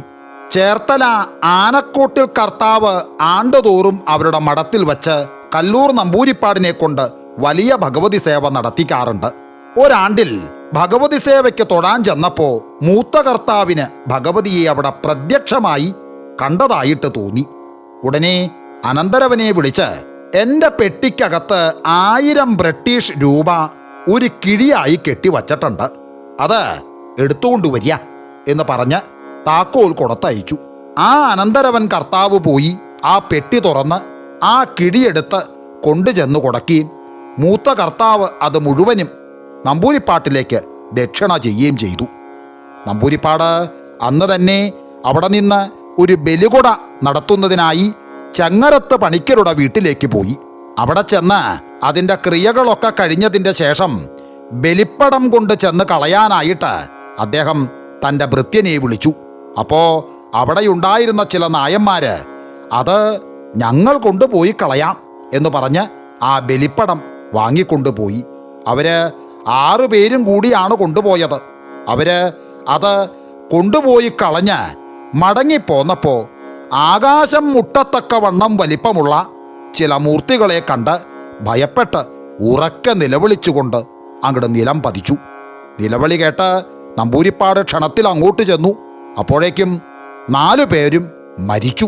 പിന്നെ അദ്ദേഹം എന്തോ ചെയ്യുകയാൽ ബാക്കിയുള്ള 2 പേര് മരിച്ചില്ല. എങ്കിലും അവർ ആജീവനാന്തം രോഗികളായിട്ടാണ് ജീവിച്ചിരുന്നത്. പിന്നെ ഒരിക്കൽ ചേർത്തല തന്നെ കട്ടിയാട്ടു വീട്ടിൽ ഒരു പണിക്കർക്ക് ഒരു ബാധ ഉപദ്രവം ഉണ്ടായി. ആ ബാധ ഏറ്റവും ശക്തിയോടുകൂടിയ ഒരു അറുകുലയായിരുന്നു. അതിൻ്റെ ആവേശമുണ്ടാകുന്ന സമയങ്ങളിൽ ആ പണിക്കർ പുര പിടിച്ചു കുലുക്കുക മുതലായ ഭയങ്കര പ്രവൃത്തികൾ പലതും ചെയ്യുമായിരുന്നു. അനേകം മന്ത്രവാദികൾ പലതും ചെയ്തു നോക്കിയിട്ടും അതിനെ ഒഴിക്കാൻ കഴിഞ്ഞില്ല. ഒടുക്കം മൂത്ത പണിക്കർ പോയി ഒരു കല്ലൂർ നമ്പൂരിപ്പാടിനെ തന്നെ അവിടേക്ക് കൊണ്ടുവന്നു. നമ്പൂരിപ്പാട് ഒരു ദിവസം അവിടെ താമസിച്ച് പലതും ചെയ്തു നോക്കിയിട്ടും ഒരു ഫലവും ഉണ്ടായില്ല. അതിനാൽ നമ്പൂരിപ്പാട് ഈ പണിക്കർ എൻ്റെ കൂടെ ഇല്ലത്തേക്ക് പോരട്ടെ, അവിടെ കുറച്ച് ദിവസം താമസിച്ചാൽ ഈ ബാധയൊഴിച്ച് പണിക്കരെ സുഖായി ഇങ്ങോട്ടേക്ക് അയക്കാം എന്ന് പറഞ്ഞു. അത് സമ്മതിച്ച് ആ പണിക്കർ നമ്പൂരിപ്പാടിനോടുകൂടി മനയിലേക്ക് പോയി. അവിടെ ചെന്നപ്പോൾ മുതൽക്കു തന്നെ ആ ബാധയുടെ ശക്തി കുറഞ്ഞു തുടങ്ങി. പണിക്കര് 40 ദിവസം അവിടെ ഭജനമായി താമസിച്ചു. 41-ാം ദിവസം തുള്ളിയപ്പോൾ ആ ബാധ നമ്പൂരിപ്പാട് ചോദിച്ചതിനെല്ലാം ശരിയായി ഉത്തരം പറയുകയും ഒടുക്കം സത്യം ചെയ്ത് ഒഴിഞ്ഞു പോവുകയും ചെയ്തു. ഇത് ആ നമ്പൂരിപ്പാടന്മാരുടെ സേവാമൂർത്തികൾക്കുള്ള ശക്തി കൊണ്ടുകൂടിയാണെന്ന് വിശേഷിച്ച് പറയണമെന്നില്ലല്ലോ. ഇതുകൂടാണ്ട് ഇരിങ്ങാലക്കുട സമീപം നഗർണിമന എന്ന് പ്രസിദ്ധമായിരിക്കുന്ന ഒരു ബ്രാഹ്മണ ഗൃഹത്തിൽ ഒരിക്കൽ ചാത്തൻ്റെ ഉപദ്രവം ഉണ്ടായി. ഈ ചാത്തൻ ഈ മനക്കാരുടെ വിരോധികളായ മറ്റൊരു മനക്കാർ കുടിയിരുത്തി പൂജിച്ച് സേവിച്ച് വരുന്നതും ഇവരെ ഉപദ്രവിക്കാനായിട്ട് അവർ പറഞ്ഞയച്ചതുമായിരുന്നു. ചാത്തൻ്റെ ഉപദ്രവം തുടങ്ങിയപ്പോൾ നഗർണി മനക്കാർ കല്ലൂർ മനയ്ക്കൽ ചെന്ന് വിവരം പറയുകയും കല്ലൂർ നമ്പൂരിപ്പാട് അവിടെ ചെന്ന് 2-3 ദിവസം വലിയ ഭഗവതി സേവയും മറ്റും കഴിച്ച് ചാത്തൻ്റെ ഉപദ്രവം നിർത്തുകയും ചാത്തനെ ബന്ധിച്ച് കല്ലൂർ മനയ്ക്കൽ കൊണ്ടുപോയി അവിടെ കുടിയിരുത്തുകയൊക്കെ ചെയ്തു. ചാത്തനെ അവിടെ കുടിയിരുത്തിയെങ്കിലും അവിടെ പൂജിക്കുകയും മറ്റും ചെയ്തിരുന്നില്ല കേട്ടോ. അതിനാൽ ചാത്തനെ ആദ്യം കുടിയിരുത്തി സേവിച്ചിരുന്ന മനയ്ക്കൽ ചാത്തൻ്റെ ഉപദ്രവം തുടങ്ങി. അപ്പോൾ ആ മനക്കാർ കല്ലൂർ മനയ്ക്കൽ ചെന്ന് വിവരം പറഞ്ഞു. അത് കേട്ടിട്ട് കല്ലൂർ നമ്പൂരിപ്പാട് പറഞ്ഞു, നിങ്ങളിങ്ങനെ നീചകർമ്മങ്ങളൊക്കെ ചെയ്ത് മനുഷ്യരെ ഉപദ്രവിക്കുന്നത് ന്യായല്ല.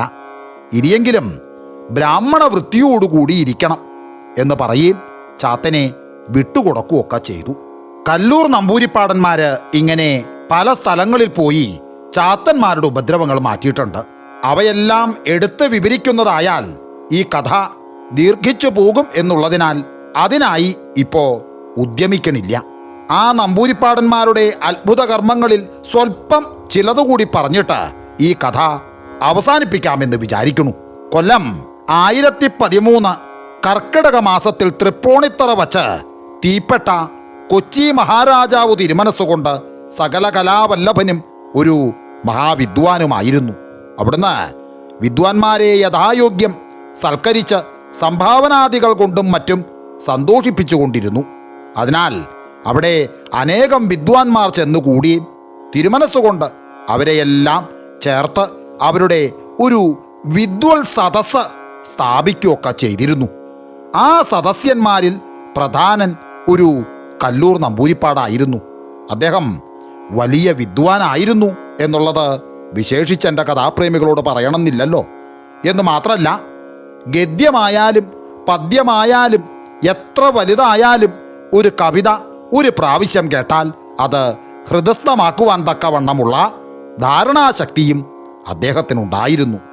ഇങ്ങനെ ഇരുന്ന കാലത്ത് ഈ കൊച്ചി മഹാരാജാവിനെ കുറിച്ച് ജനങ്ങൾ അവിടുന്ന് കേരള ഭോജ രാജാവാണെന്നും മറ്റും പുകഴ്ത്തി പറയുന്നത് കേട്ടിട്ട് ചോളദേശത്തുകാരനായ ഒരു ശാസ്ത്രി മഹാരാജാവിന് അടിയറ വയ്ക്കുന്നതിന് ഒരു ദശകം, അതായത് 10 ശ്ലോകം ഉണ്ടാക്കി എഴുതിക്കൊണ്ട് തൃപ്പൂണിത്തറ എത്തി സമയം ചോദിച്ചറിഞ്ഞുകൊണ്ട് തിരുമുമ്പാകെ ചെന്ന് ആ ദശകം തിരുമനസ്സിലെ സന്നിധിയിൽ സമർപ്പിച്ചു. അപ്പോ തിരുമനസ്സുകൊണ്ട് എന്താ അത് എന്ന് കൽപ്പിച്ചു ചോദിച്ചു. അതിന് മറുപടിയായിട്ട് ശാസ്ത്രികൾ പറഞ്ഞു, ഞാൻ ഉണ്ടാക്കിയ ഒരു ദശകമാണ് എന്നറിയിച്ചു. ഉടനെ തിരുമനസ്സുകൊണ്ട് അതെടുക്കാനായി കുനിഞ്ഞു. അപ്പോ നമ്പൂരിപ്പാട് പറഞ്ഞു, ഹേയ്, അത് വേണോ? കവിതകൾ ഉണ്ടാക്കിയവർ തന്നെ വായിച്ചാലേ അതിൻ്റെ തന്മയത്വം വരുള്ളൂ. അതുകൊണ്ട് ശാസ്ത്രികൾ തന്നെ വായിക്കട്ടെ എന്ന് പറഞ്ഞു. അത് കേട്ടപ്പോൾ അത് ശരിയാണ്, എന്നാൽ ശാസ്ത്രികൾ തന്നെ വായിക്കട്ടെ എന്ന് കൽപ്പിക്കുകയും ചെയ്തു. ഉടനെ ശാസ്ത്രികൾ അതെടുത്ത് ഭംഗിയായും വ്യക്തമായും സാവധാനത്തിൽ അങ്ങോട്ട് വായിച്ചു. ആ ശാസ്ത്രികളുടെ വായന കഴിഞ്ഞപ്പോൾ കല്ലൂർ നമ്പൂരിപ്പാട് കഷ്ടം എന്ന് പറഞ്ഞുകൊണ്ട് മൂക്കത്ത് വിരൽ വച്ചു. അപ്പോൾ ശാസ്ത്രികൾ പറഞ്ഞു, ഹേയ്, എന്താ കഷ്ടം എന്ന് ചോദിച്ചു.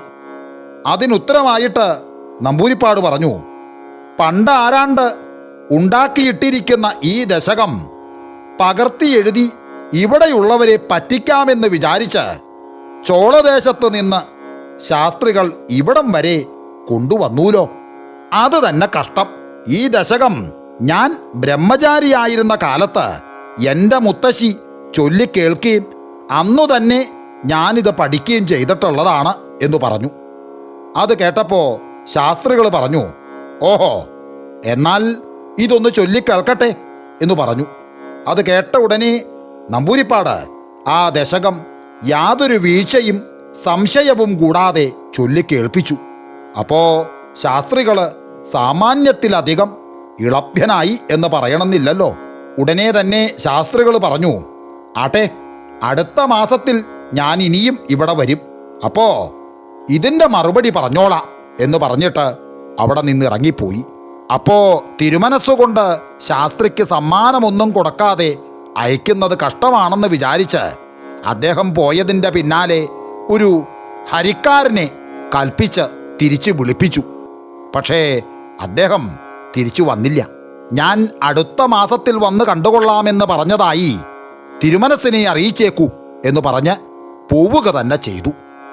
ശാസ്ത്രികൾ അടുത്ത മാസത്തിൽ തന്നെ പിന്നെയും വന്നു. അപ്പോൾ അദ്ദേഹം ഒരു ദശകമല്ല, ഒരു ശതകം തന്നെ എഴുതിക്കൊണ്ടുവന്നിരുന്നു. അദ്ദേഹം സമയമറിഞ്ഞ് തിരുമുമ്പാകെ ചെന്ന് ആ ശതകം എഴുതിയ ഓലക്കെട്ട് തിരുമുമ്പാകെ അടിയറ വച്ചു. അപ്പോഴും തിരുമനസ്സുകൊണ്ട് ചോദിച്ചു, ഹേയ്, എന്താ ഇത് എന്ന് കൽപ്പിച്ചു ചോദിച്ചു. അപ്പോൾ ശാസ്ത്രികൾ പറഞ്ഞു, ഇത് ഞാനുണ്ടാക്കിയ ഒരു ശതകമാണ് എന്നറിയിച്ചു. ഉടനെ തിരുമനസ്സുകൊണ്ട് പറഞ്ഞു, ഇതും ശാസ്ത്രികൾ തന്നെ വായിക്കുക എന്ന് കൽപ്പിച്ചു. ശാസ്ത്രികൾ ഉടനെ ആ ഓലക്കെട്ടെടുത്ത് ശ്വാസം വിടാതെ ക്ഷണത്തിൽ ആ 100 ശ്ലോകവും വായിച്ചു തീർത്തിട്ട്, ഇതും പഴയ കവിതയായിരിക്കോ, ഇതും പഠിച്ചവരിവിടെ ഉണ്ടായിരിക്കോ എന്ന് ചോദിച്ചുകൊണ്ട് അവിടെ നിന്നിരുന്ന കല്ലൂർ നമ്പൂരിപ്പാടിൻ്റെ നേരെ ഒന്ന് നോക്കി. ആ സമയത്ത് നമ്പൂരിപ്പാട് പറഞ്ഞു, ഹേയ് ശാസ്ത്രികളെ, ശുണ്ഠി കൂടാതെ ഇരിക്കൂ. ഞാൻ വാസ്തവം പറയാം. ഈ ശതകവും ഇല്ലത്തുള്ള ഒരു പഴയ ഗ്രന്ഥത്തിൽ കാണുന്നുണ്ട്. ഇതും ഞാൻ പഠിച്ചിട്ടുണ്ട് എന്ന് പറഞ്ഞു. അത് കേട്ട ഉടനെ ശാസ്ത്രികൾ പറഞ്ഞു, ഓഹോ, എന്നാൽ ഇതും ഒന്ന് ചൊല്ലി കേൾക്കട്ടെ എന്ന് പറഞ്ഞു. അത് കേട്ട് നമ്പൂരിപ്പാട് ആദ്യം മുതൽ മുറയ്ക്ക് സാവധാനത്തിൽ ചൊല്ലിത്തുടങ്ങി. അദ്ദേഹം മുറയ്ക്ക് 30 ശ്ലോകം ചൊല്ലിയപ്പോഴേക്കും ശാസ്ത്രികളുടെ ദേഹം ആപാദചൂടം വിറയ്ക്കുകയും വിയർക്കുകയും ചെയ്തു തുടങ്ങി. പിന്നെയും നമ്പൂരിപ്പാട് ശ്ലോകങ്ങൾ മുറയ്ക്ക് ചൊല്ലിക്കൊണ്ടിരുന്നു. ശാസ്ത്രികളുടെ വിറയും വിയർപ്പും വർദ്ധിച്ചുകൊണ്ടുമിരുന്നു. കിം ബഹുന. നമ്പൂരിപ്പാട് 56-ാമത്തെ ശ്ലോകം ചൊല്ലുകയും ശാസ്ത്രികൾ ബോധം കെട്ട് ധിം എന്ന നിലത്ത് പതിക്കുകയും ഒരുമിച്ച് കഴിഞ്ഞു. ഉടനെ തമ്പുരാൻ പറഞ്ഞു, ശാസ്ത്രികളെ എടുത്ത് പുറത്തു കൊണ്ടുപോയി കാറ്റുള്ള സ്ഥലത്ത് കിടത്തട്ടെ എന്ന് കൽപ്പിച്ചു. രാജഭൃത്യന്മാർ അപ്രകാരം ചെയ്തിട്ട് അദ്ദേഹത്തിൻ്റെ മുഖത്ത് സ്വല്പം വെള്ളം തളിക്കുകയൊക്കെ ചെയ്തു. 2-3 നാഴിക കഴിഞ്ഞപ്പോൾ ശാസ്ത്രിക്ക് ഒരുവിധം ബോധം വീഴുകയാൽ അദ്ദേഹം സാവധാനത്തിൽ എഴുന്നേറ്റ് രാജസന്നിധിയിലെത്തി.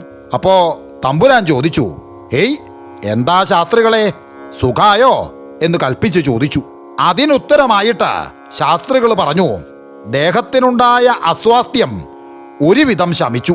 പക്ഷേ മനസ്സിനുണ്ടായ സുഖക്കേട് ഭേദമായിട്ടില്ല. അത് ഭേദമാകുന്നതുമല്ല. എനിക്ക് ഇങ്ങനെയൊരബദ്ധം ഇതിനു മുമ്പ് ഒരിക്കലും പറ്റിയിട്ടില്ല. ഇനി പറ്റുമെന്നും തോന്നണില്ല. മഹാരാജാവ് തിരുമനസ്സിലെ കീർത്തി ചന്ദ്രിക ഞങ്ങളുടെ ദേശത്തും നല്ല പോലെ പരന്നിട്ടുണ്ട്. അതുകൊണ്ടാണ് ഞാൻ ഇങ്ങോട്ട് വന്നത്. കേരളത്തിൽ, വിശേഷിച്ചും ഈ മഹാരാജ സദസ്സിൽ ഇപ്രകാരം ധാരണാശക്തിയുള്ളവരുണ്ടെന്ന് ഞാൻ അറിഞ്ഞിരുന്നില്ല. ഇതറിഞ്ഞിരുന്നുവെങ്കിൽ ഞാൻ ഈ ദിക്കിലേക്ക് കാലെടുത്ത് കുത്തുകയില്ലായിരുന്നു.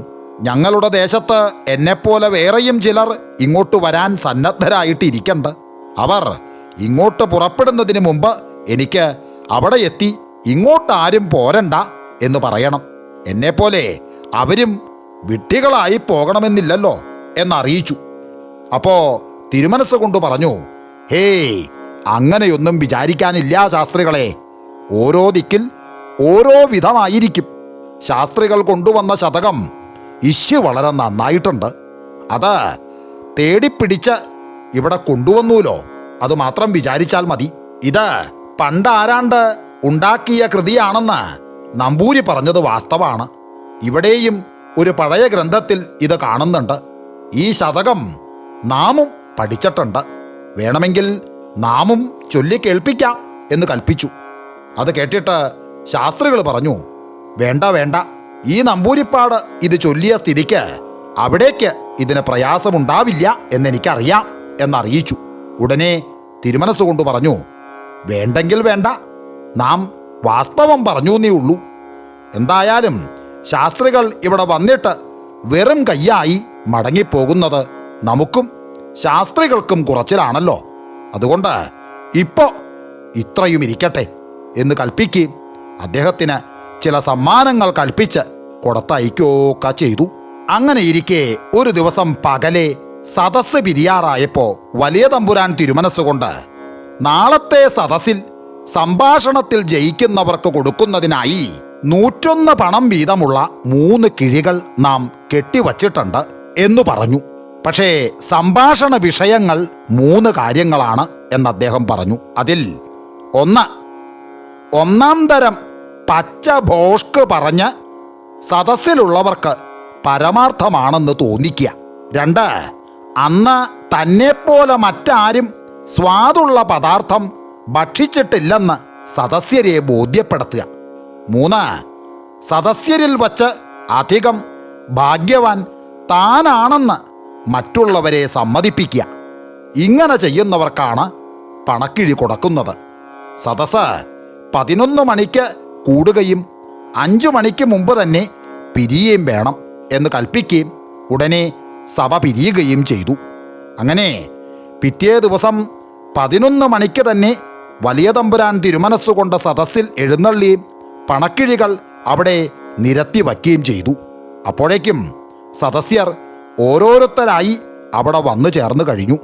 കല്ലൂർ നമ്പൂരിപ്പാട് മാത്രം വന്നില്ല. അതെന്താണെന്ന് എല്ലാവർക്കും വിചാരായി. അദ്ദേഹം വലിയ കണിശക്കാരനായിരുന്നു. അദ്ദേഹം സമയത്തിന് മുമ്പ് എത്തുകയായിരുന്നു സാധാരണ പതിവ്. അദ്ദേഹം വരാത്തത് എന്തുകൊണ്ടെന്നുള്ള വിചാരം തമ്പുരാൻ തിരുമനസ്സിലേക്കും ഉണ്ടായി. അങ്ങനെ എല്ലാവരും വിചാരത്തോടുകൂടി ഇരിക്കുമ്പോൾ ഏറ്റവും പരിഭ്രമത്തോടുകൂടി നമ്പൂരിപ്പാടും അവിടെ വന്നു ചേർന്നു. അദ്ദേഹത്തിൻ്റെ മുഖത്ത് ഒരു വിഷാദഭാവം പ്രത്യക്ഷമായിരുന്നു. അത് കണ്ടിട്ട് തിരുമനസ് കൊണ്ട് ചോദിച്ചു, ഹേയ്, എന്താ വിശേഷം വല്ലതും ഉണ്ടോ എന്ന് കൽപ്പിച്ച് ചോദിച്ചു. ഉടനെ നമ്പൂരിപ്പാട് പറഞ്ഞു, അല്ല, വിശേഷമൊന്നുമില്ല. എങ്കിലും അത് കേട്ടപ്പോൾ തമ്പുരാൻ ചോദിച്ചു, ഹേയ്, എന്താ പറയാ, കേൾക്കട്ടെ എന്ന് പറഞ്ഞു. ഉടനെ നമ്പൂരിപ്പാട് പറഞ്ഞു, ഇപ്പം തന്നെ സമയം അതിക്രമിച്ചിരിക്കുന്നു. ഇനി എൻ്റെ കഥ കൂടി പറഞ്ഞു തുടങ്ങിയാൽ ഇന്നത്തെ സദസ്സിൽ നിശ്ചയിച്ചിട്ടുള്ളതൊന്നും നടക്കില്ല. അതുകൊണ്ട് എൻ്റെ കാര്യം ഇനി ഒരു ദിവസം സമയമുള്ളപ്പോൾ ഇവിടെ അറിയിച്ചോളാം. അത് കേട്ടപ്പോൾ തമ്പുരാൻ പറഞ്ഞു, ഹേയ്, സദസ്സിൽ വെച്ച് നടത്താനുള്ള കാര്യം നാളെ ആയാലും മതി. നമ്പൂരിയുടെ കാര്യം ഇന്ന് തന്നെ കേൾക്കണം. പറയാ, കേൾക്കട്ടെ എന്ന് പറഞ്ഞു. അത് കേട്ടപ്പോൾ നമ്പൂരിപ്പാട് പറഞ്ഞു, നിർബന്ധാണെച്ചാൽ പറയാം. ഇല്ലത്ത് വച്ച് ചെലവിനുള്ള അരി അവണിശ്ശേരിയിൽ നിന്നും കൊടുത്തയക്കുകയാണ് പതിവ്. കഴിഞ്ഞ പ്രാവശ്യം അരി കൊടുത്തയച്ചതിൻ്റെ കൂടെ ഒരു നേന്ത്രവാഴയുടെ വിത്ത് കൂടി കൊടുത്തയച്ചിരുന്നു. ഒന്നല്ലേ ഉള്ളൂ. അതൊരു നല്ല സ്ഥലത്ത് വച്ച് നല്ല പോലെ ശുശ്രൂഷിക്കണമെന്ന് നിശ്ചയിച്ച് ഇല്ലത്തെ നടുമുറ്റത്തു തന്നെ അത് കുഴിച്ചു വച്ചു. അത് അവിടെ വച്ചാൽ വേറെയും ചില ഗുണങ്ങളുള്ളതും ഓർക്കാതിരുന്നില്ല. ഇല്ലത്തെ തേവാരപ്പുരയിൽ ഉള്ള ദേവന്മാർക്ക് അഭിഷേകം കഴിഞ്ഞാൽ ആ വെള്ളവും പൂജ കഴിഞ്ഞാൽ ധൂപക്കുറ്റിയിലെ വെണ്ണീറും പതിവായി അതിൻ്റെ കടയ്ക്കൽ തന്നെ വീഴും. ഞാൻ വിചാരിച്ചിരുന്നത് പോലെ അവ പതിവായി അതിൻ്റെ കടയ്ക്കൽ തന്നെ വീണിരുന്നു. എന്നു മാത്രമല്ല, നടുമുറ്റത്തായിരുന്നതിനാൽ കിടാങ്ങൾക്കും അകായിലുള്ളവർക്കും അത് ഏറ്റവും സന്തോഷകരമായി തീർന്നു. അവരും അതിനെ യഥായോഗ്യം ശുശ്രൂഷിച്ചുകൊണ്ടിരുന്നു. ധാരാളമായി വളം ചേർത്തിരുന്നതുകൊണ്ട് വാഴ പന പോലെ തടിച്ച് തഴച്ചു വളർന്നു. അതിൻ്റെ ഇലകൾ കൊണ്ട് നടുമുറ്റം മൂടി. അധികം താമസിയാതെ വാഴ കുലച്ചു. 12 പടലയുണ്ടായിരുന്നു. 3 മാസം കഴിഞ്ഞപ്പോൾ അടിപ്പടലയിൽ ഒരു കായ്ക്ക് സ്വല്പം പഴുപ്പ് ഛായയുള്ളതായി കണ്ടു. അത് കിടാങ്ങൾ കാണാതെയും അണ്ണാനോ എലിയോ കരണ്ട് നഷ്ടപ്പെടുത്താതെയും ഇരിക്കുന്നതിനായി ആ കുല നല്ലപോലെ മൂടിക്കെട്ടിച്ചു. ആ കുല മുഴുവനും നിർത്തിപ്പഴിപ്പിക്കണമെന്ന് വിചാരിച്ചാണ് അങ്ങനെ ചെയ്തത്. ഇന്ന് കാലത്ത് കുലയുടെ പഴുപ്പ് എന്തായി എന്നറിയുന്നതിനായി അത് അഴിച്ചു നോക്കിയപ്പോൾ കായെല്ലാം പഴുത്ത് പാകം വന്ന് തൊലിക്ക് പുള്ളിക്കുത്ത് വീണിരിക്കുന്നതായി കണ്ടു. പിന്നെ നിലത്ത് വീഴിക്കാതെ ആ കുല വെട്ടിയെടുത്ത് എണ്ണി നോക്കിയപ്പോൾ 125 പഴമുണ്ടായിരുന്നു. അത് പഴം നുറുക്കാക്കുകയോ വേവിക്കാതെ തിന്നുകയോ എന്താണ് വേണ്ടതെന്ന് ഞാൻ സംശയിച്ചപ്പോൾ അകായിൽ നിന്ന് അതൊന്നും പോരാ, അത് പ്രഥമൻ തന്നെ വയ്ക്കണം എന്ന് പറയുകയും ഞാനത് സമ്മതിക്കുകയും ചെയ്തു. പ്രഥമൻ വച്ചത് അകത്ത് തന്നെയാണ്. അകായിലെ അഭിപ്രായപ്രകാരമായതുകൊണ്ട് അത് നന്നാക്കണമെന്ന് വിചാരിച്ച് മനസ്സിരുത്തി പഴം അസലായി വരട്ടിയാണ് അതുണ്ടാക്കിയത്. പ്രഥമൻ വളരെ നന്നാവുകയും ചെയ്തു. വാസ്തവം പറയാണെച്ചാൽ ഇത്രയും നല്ല പ്രഥമൻ ഞാൻ ഇതിനു മുമ്പ് കഴിച്ചിട്ടില്ലെന്ന് തന്നെ പറയാം. അതിൻ്റെ സ്വാദ് അത്രമാത്രമുണ്ടായിരുന്നു. ഞാൻ മനസ്സറിയാതെ അത് സാമാന്യത്തിലധികം ചെലുത്തിപ്പോയി. ഈ പ്രഥമൻ കൂടി കാലമായപ്പോഴേക്കും ഭക്ഷണത്തിൻ്റെ സമയം തെറ്റി. പിന്നെ ഇത് സാമാന്യത്തിലധികം ചെലുത്തുകയും ചെയ്തു. രണ്ടും കൂടി ആയപ്പോഴേക്കും ഞാൻ വല്ലാതെ ക്ഷീണിച്ചു. പ്രായാധിക്യം നിമിത്തമുള്ള ക്ഷീണം മുമ്പേ തന്നെ ഉണ്ടല്ലോ.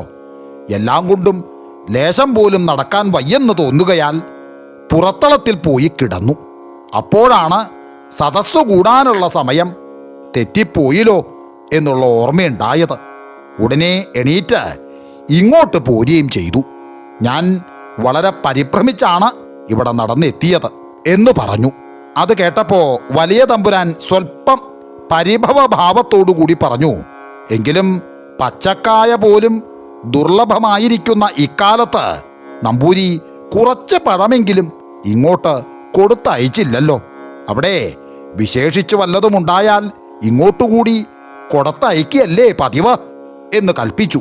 ആ സമയത്ത് അവിടെ ഇരുന്ന മറ്റൊരു സദസ്യൻ നമ്പൂരി പറഞ്ഞു, കഷ്ടം, ഞാനിത് ഇന്നലെ അറിഞ്ഞില്ലല്ലോ. അറിഞ്ഞിരുന്നു എന്നുണ്ടെങ്കിൽ ഇന്ന് ഭക്ഷണത്തിന് നേരത്തെ അങ്ങോട്ട് എത്തുമായിരുന്നു എന്ന് പറഞ്ഞു. അത് കേട്ട ഉടനെ സദസ്യരെല്ലാവരും പറഞ്ഞു, ഞാനും അത് തന്നെയാണ് വിചാരിച്ചത് എന്ന് ഏറ്റങ്ങോട്ട് പറഞ്ഞു. ഉടനെ കല്ലൂര് നമ്പൂരിപ്പാട് കുനിഞ്ഞ് ഒരു പണക്കിഴിയെടുത്തു.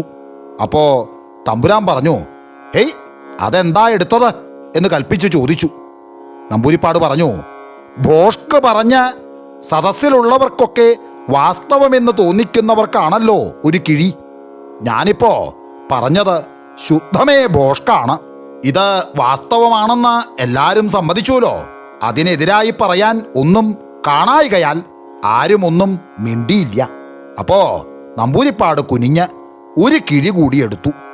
ഉടനെ തമ്പുരാൻ തിരുമനസ്സുകൊണ്ട് ചോദിച്ചു, ഹേയ്, അതെന്തിനാ എടുത്തേ എന്ന് കൽപ്പിച്ചു ചോദിച്ചു.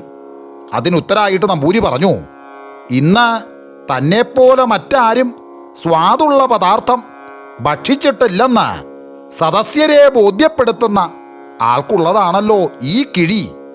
അതും ഞാൻ ഇവിടെ എല്ലാവരെയും ബോധ്യപ്പെടുത്തിയല്ലോ എന്ന് പറഞ്ഞു.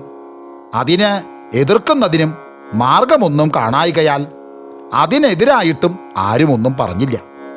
അപ്പോ നമ്പൂതിരിപ്പാട് മൂന്നാമത്തെ കിഴിയും കടന്നെടുത്തു. ഉടനെ തമ്പുരാൻ തിരുമനസ്സുകൊണ്ട് ചോദിച്ചു, ഹേയ്, അതെന്തിനാ എടുത്തേ എന്ന് കൽപ്പിച്ചു ചോദിച്ചു. അതിനുത്തരമായിട്ട് നമ്പൂതിരിപ്പാട് പറഞ്ഞു, ഇവിടെ കൂടിയിരിക്കുന്നവരിൽ അധികം ഭാഗ്യമുള്ള ആൾക്കാണല്ലോ ഈ കിഴി. ഇവിടെ പലരുണ്ടായിരുന്നിട്ടും 2 കിഴികൾക്കും അർഹൻ ഞാനാണെന്ന് എല്ലാവരും സമ്മതിച്ചുവല്ലോ.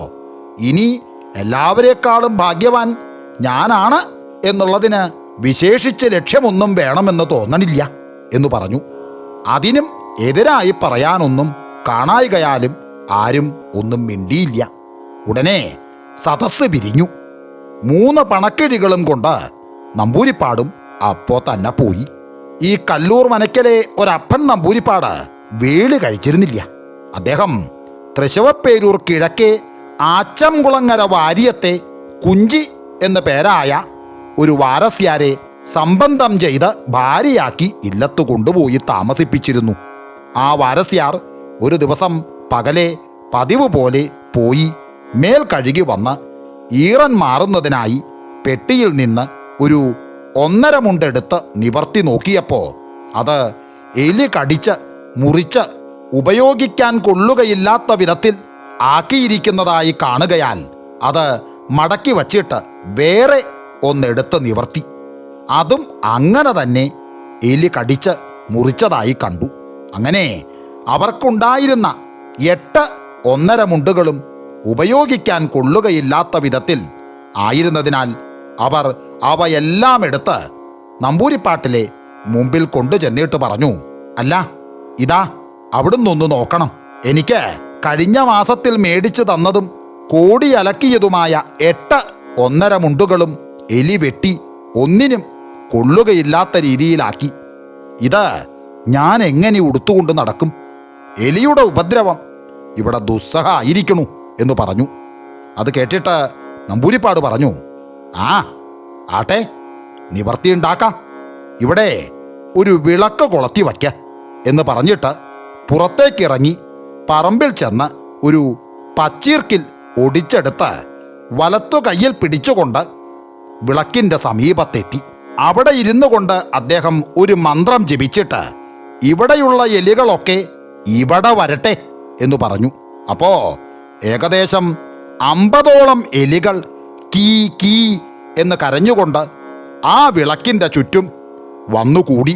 അത് കണ്ട ഉടനെ നമ്പൂതിരിപ്പാട് പറഞ്ഞു, നിങ്ങളെല്ലാവരും ക്ഷണത്തിൽ ഇവിടെ നിന്നും പൊയ്ക്കൊള്ളണം എന്ന് പറഞ്ഞിട്ട് ആ ഈർക്കിൽ കൊണ്ട് ആ എലികളെയെല്ലാം ഓരോന്നടിച്ചു. ഉടനെ എലികളെല്ലാം അവിടെ നിന്നിറങ്ങിപ്പോയി. പിന്നെ ആ നമ്പൂതിരിപ്പാട്ടിലെ കാലം കഴിയുന്നതുവരെ അവിടെ ഒരെലി പോലും കയറിയിട്ടില്ല. കല്ലൂർ മനക്കിലുള്ളവർ പതിവായി കുളിക്കുന്ന പുഴക്കടവിൽ ഒരു വലിയ അരയാൽ വൃക്ഷമുണ്ടായിരുന്നു. അതിന്മേൽ അസംഖ്യം വാവലുകളും വന്നുകൂടിയിരുന്നു. ആ വാവലുകളുടെ പുരീഷവർഷം എന്ന് പറഞ്ഞാൽ മലം, അത് തലയിലേൽക്കാതെ അവിടെ കുളിച്ച് കയറിപ്പോകാൻ നിവർത്തിയില്ലായിരുന്നു. അങ്ങനെ ഇരുന്നപ്പോൾ ആ മനക്കൽ ഒരു വേളി നിശ്ചയിച്ചു. അപ്പോൾ വലിയ നമ്പൂതിരിപ്പാട്, ഈ വാവലിൻ്റെ ഉപദ്രവം കലശിലായിരിക്കണു. ഇവയുടെ കാഷ്ടവർഷം തലയിലേൽക്കാതെ ഈ കടവിൽ കുളിക്കാൻ നിവർത്തിയില്ലല്ലോ. ഇവിടെയുള്ളവർക്ക് എന്തായാലും അത് പരിചിതമായിപ്പോയി. അതുകൊണ്ട് അത് വല്ലതും ആവട്ടെ. ഇനിയിപ്പോ വേളിക്ക് ഇവിടെ പലരും വരും. അവരാരും ഇത് ശീലിച്ചിട്ടില്ലാത്തതുകൊണ്ട് അവർക്കിത് ദുസ്സഹമായി തീരും. അതുകൊണ്ട് ഏതാനും ദിവസത്തേക്ക് ഈ ജന്തുക്കളെ ഇവിടെ നിന്ന് മാറ്റണം എന്ന് മനസ്സിൽ വിചാരിച്ച് നിശ്ചയിച്ചിട്ട് ഒരു ദിവസം ഏതാനും ചെറിയ പാറക്കല്ലുകൾ കയ്യിൽ പെറുക്കിയെടുത്തുകൊണ്ട് ആലിൻ്റെ സമീപത്ത് ചെന്ന് നിന്ന് ആ വാവലുകളോട് പറഞ്ഞു, നിങ്ങൾ ഏതാനും ദിവസത്തേക്ക് ഇവിടെ നിന്നും മാറി താമസിക്കണം. ഇല്ലത്ത് വേളി അടിയന്തിരം കഴിഞ്ഞ് വിശേഷിച്ച് വരുന്നവരെല്ലാം പിരിഞ്ഞു പോയിട്ടേ ഇവിടെ വരാവൂ. അതുവരെ അക്കരെ നിൽക്കുന്ന ആ വലിയ മാവിന്മേൽ ചെന്ന് താമസിച്ചോളണം എന്ന് പറഞ്ഞിട്ട് കയ്യിലുണ്ടായിരുന്ന പാറക്കല്ലുകൾ ജപിച്ച് ആ ആലിൻ്റെ കടക്കിലേക്കിട്ടു.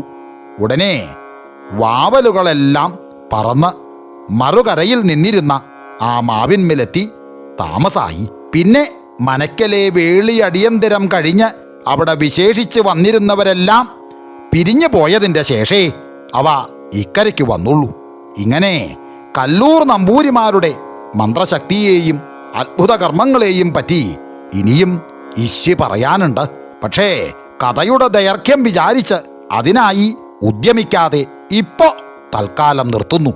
കല്ലൂർ നമ്പൂരിപ്പാടന്മാർ എന്ന ഈ കഥ എൻ്റെ കഥാപ്രേമികൾക്ക് ഇഷ്ടമായി എങ്കിൽ നിങ്ങൾ തീർച്ചയായും ലൈക്ക്, ഷെയർ, സബ്സ്ക്രൈബ്, കമൻറ്റ് എല്ലാം ചെയ്യുമെന്ന ഉറച്ച ഒരു വിശ്വാസത്തോടെ ഒരിക്കൽ കൂടി നിങ്ങൾക്കെല്ലാവർക്കും എൻ്റെ നന്ദി, നമസ്കാരം.